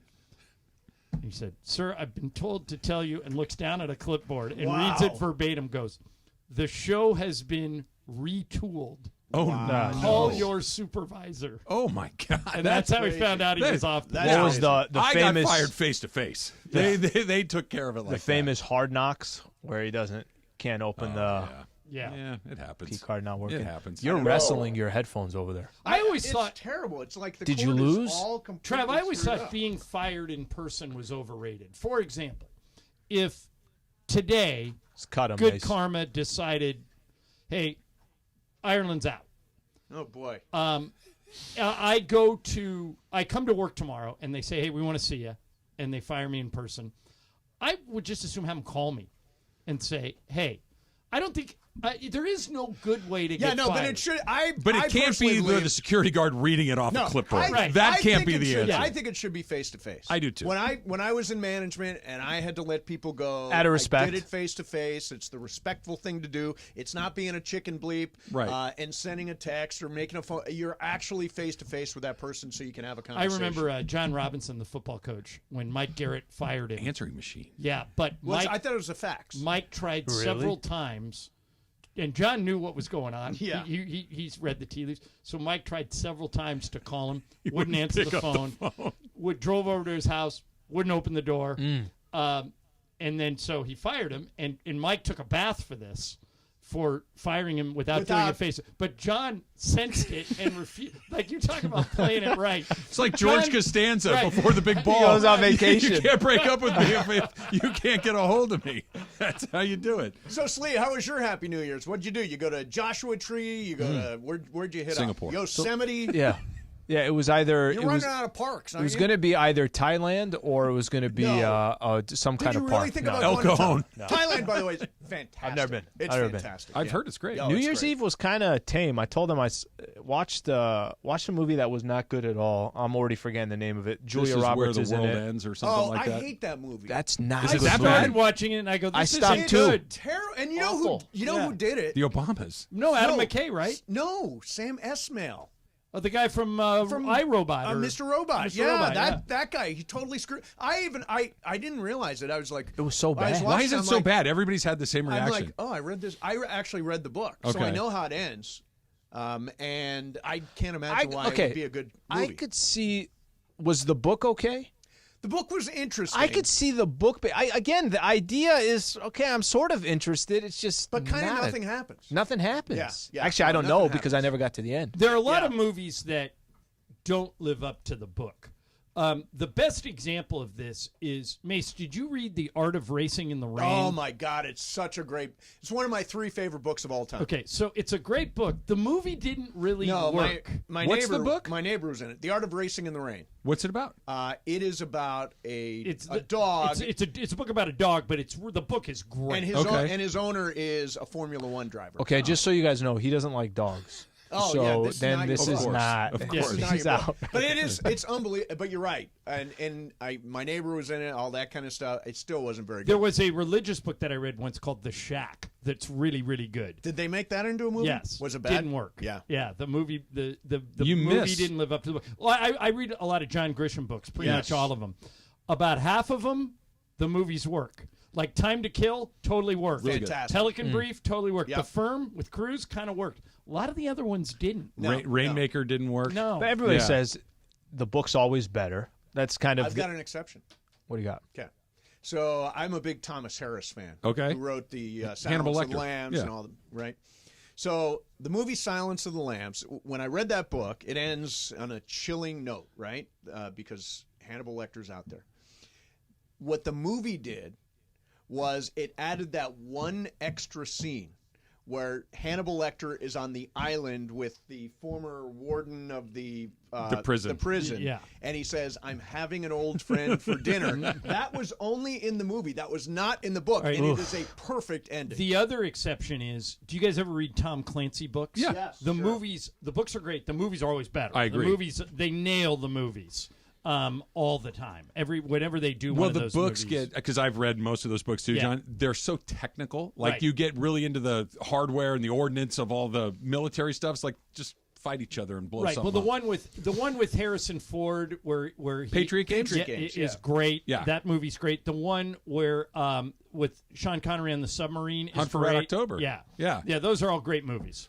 The one that kind of springs to mind that I thought the book was one of the best books I've ever read, and the movie was just kind of mid, was Unbroken about Louis Zamperini. Yeah, I agree. Really good. That's another great example. That book was... I drove on the Louis Zamperini Highway today when I went Right. to Torrance. That's we all do most Yeah. days, right? Yeah. And that was one of those books as you're reading, go, I don't know how this man ever did this. And the movie felt a little... Yeah, If I'm not didn't mistaken, formulate. do you know who directed that movie? Angelina Jolie. Angelina Jolie. Really? Yeah. Yeah. Starred a great young British actor named Jack O'Connell, who was on the podcast. I like the movie a lot, but you're Movie's right. okay. Doesn't capture. I'll tell you one. I saw Boys in the Boat, Oh, I've heard that's awesome. Clooney The movie. which is a fantastic. book is amazing. The book is Does the movie incredible. Boys live on up the to the boat. book? The movie gets close to the book. It's Okay. not quite there, but it gets close to the book. Clooney directed that. Doesn't really have any other names in the cast, but it's if you've never, you know what, I gotta what's see so this. interesting about that book is that really existed. That rowing was a gigantic sport Sure. in the early 20th century here. Especially back east in the Ivy League when those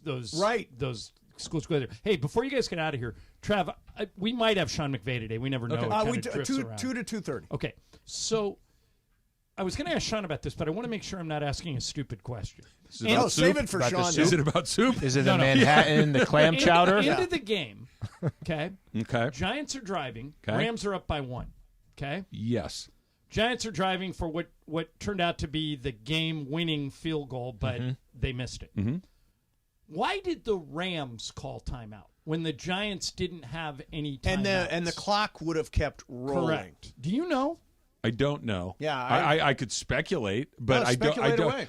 I would guess is they probably didn't have the guys that they wanted on the field to defend a field goal. That they wanted to get. No, but their it wasn't- nose No, in. no, it was the goal. play before the field goal. He ended up stopping the clock, creating extra Giving time. the for Giants them a to kick couple the field more goal. John, to plays. answer your question, the broadcasters didn't know either Yeah. because the TV kept going to McVay like, My only why are you thought calling was the timeout Stop here? the pace or just That yeah. or he looked. McVay's so good at recognizing play calls that he looked at what they were running, he figured it out and went, "We've got the wrong Right. alignment." That's the most likely. Yeah. And that's more scenario. important than the clock. Yeah. It guess. could be like a Yeah. basketball timeout. Just, I'm just going to break this momentum. I got to. Maybe. They're cooking, Maybe. and I just Yeah, need to get yeah. them to stop cooking. Thank and- God that guy dropped that ball. Okay, I have a quick one on this. We talked Yeah. a little bit on Sunday and both teams are playing backups.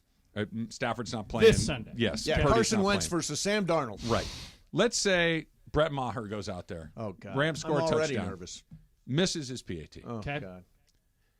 Later in the game, he misses another PAT, misses a makeable field goal. Okay. At that point, do you just say, we're not kicking the ball anymore? We're Not going only- for two every – we're not even going to Not try only to do you kick it. that do you do that, but I would suggest that if that exact scenario plays out, Brett Maher is not on the playoff roster. That's what I said to Al. I'm like, I wonder if you even carry a kicker at that point. No, 'cause you Ethan would- Evans you kicks would off. carry a kick- Correct. You would carry a kicker, but wouldn't be him. You mentioned Ethan Evans. He kicks off. I have Is he the wondered. punter? Yeah, he's Yes. the punter, and he also kicks off. He's got a booming leg, Big leg. And I thought, why not? Not a Ethan good conversation Evans? right now. Why not Ethan Evans? It can't as be your worse. kicker? It cannot be worse than what we had last week. And if you can he's get got a another boom- guy he's got a up, gigantic if you're not going leg. to use him. Well, we're talking about, too, it could be helpful if it's that bad. You're walking into a playoff game already knowing we're going for twos and we're going on fourth downs. And that's just the mentality You of the whole wouldn't do game. that in a playoff game. You have to have the option to have a kicker. Not necessarily going to twos, but field goals. I think you adjust the distance. But let's say 35 he and has in. a terrible day on Sunday. It's kind of like a lab. You're not really playing for a whole lot. Correct. There's some seeding Give stuff. one kick in the playoff game, and if he But misses, what if he's terrible on Sunday, Al, and you have zero confidence, and you still want to? You're giving. I got a 50-50 shot on a 2-point conversion. That's basically what it is. What if it's 20-17 and you're at their 30-yard line? And And it's the clock end is of the ticking. game, and the clock is ticking. guess You have you no gotta kick it choice, then. right? It does come down to Brent Maher at some point. I know. Super Crosstalk is brought to you by In-N-Out Burger. In-N-Out, that's what a hamburger's all about. It's Cap 2024.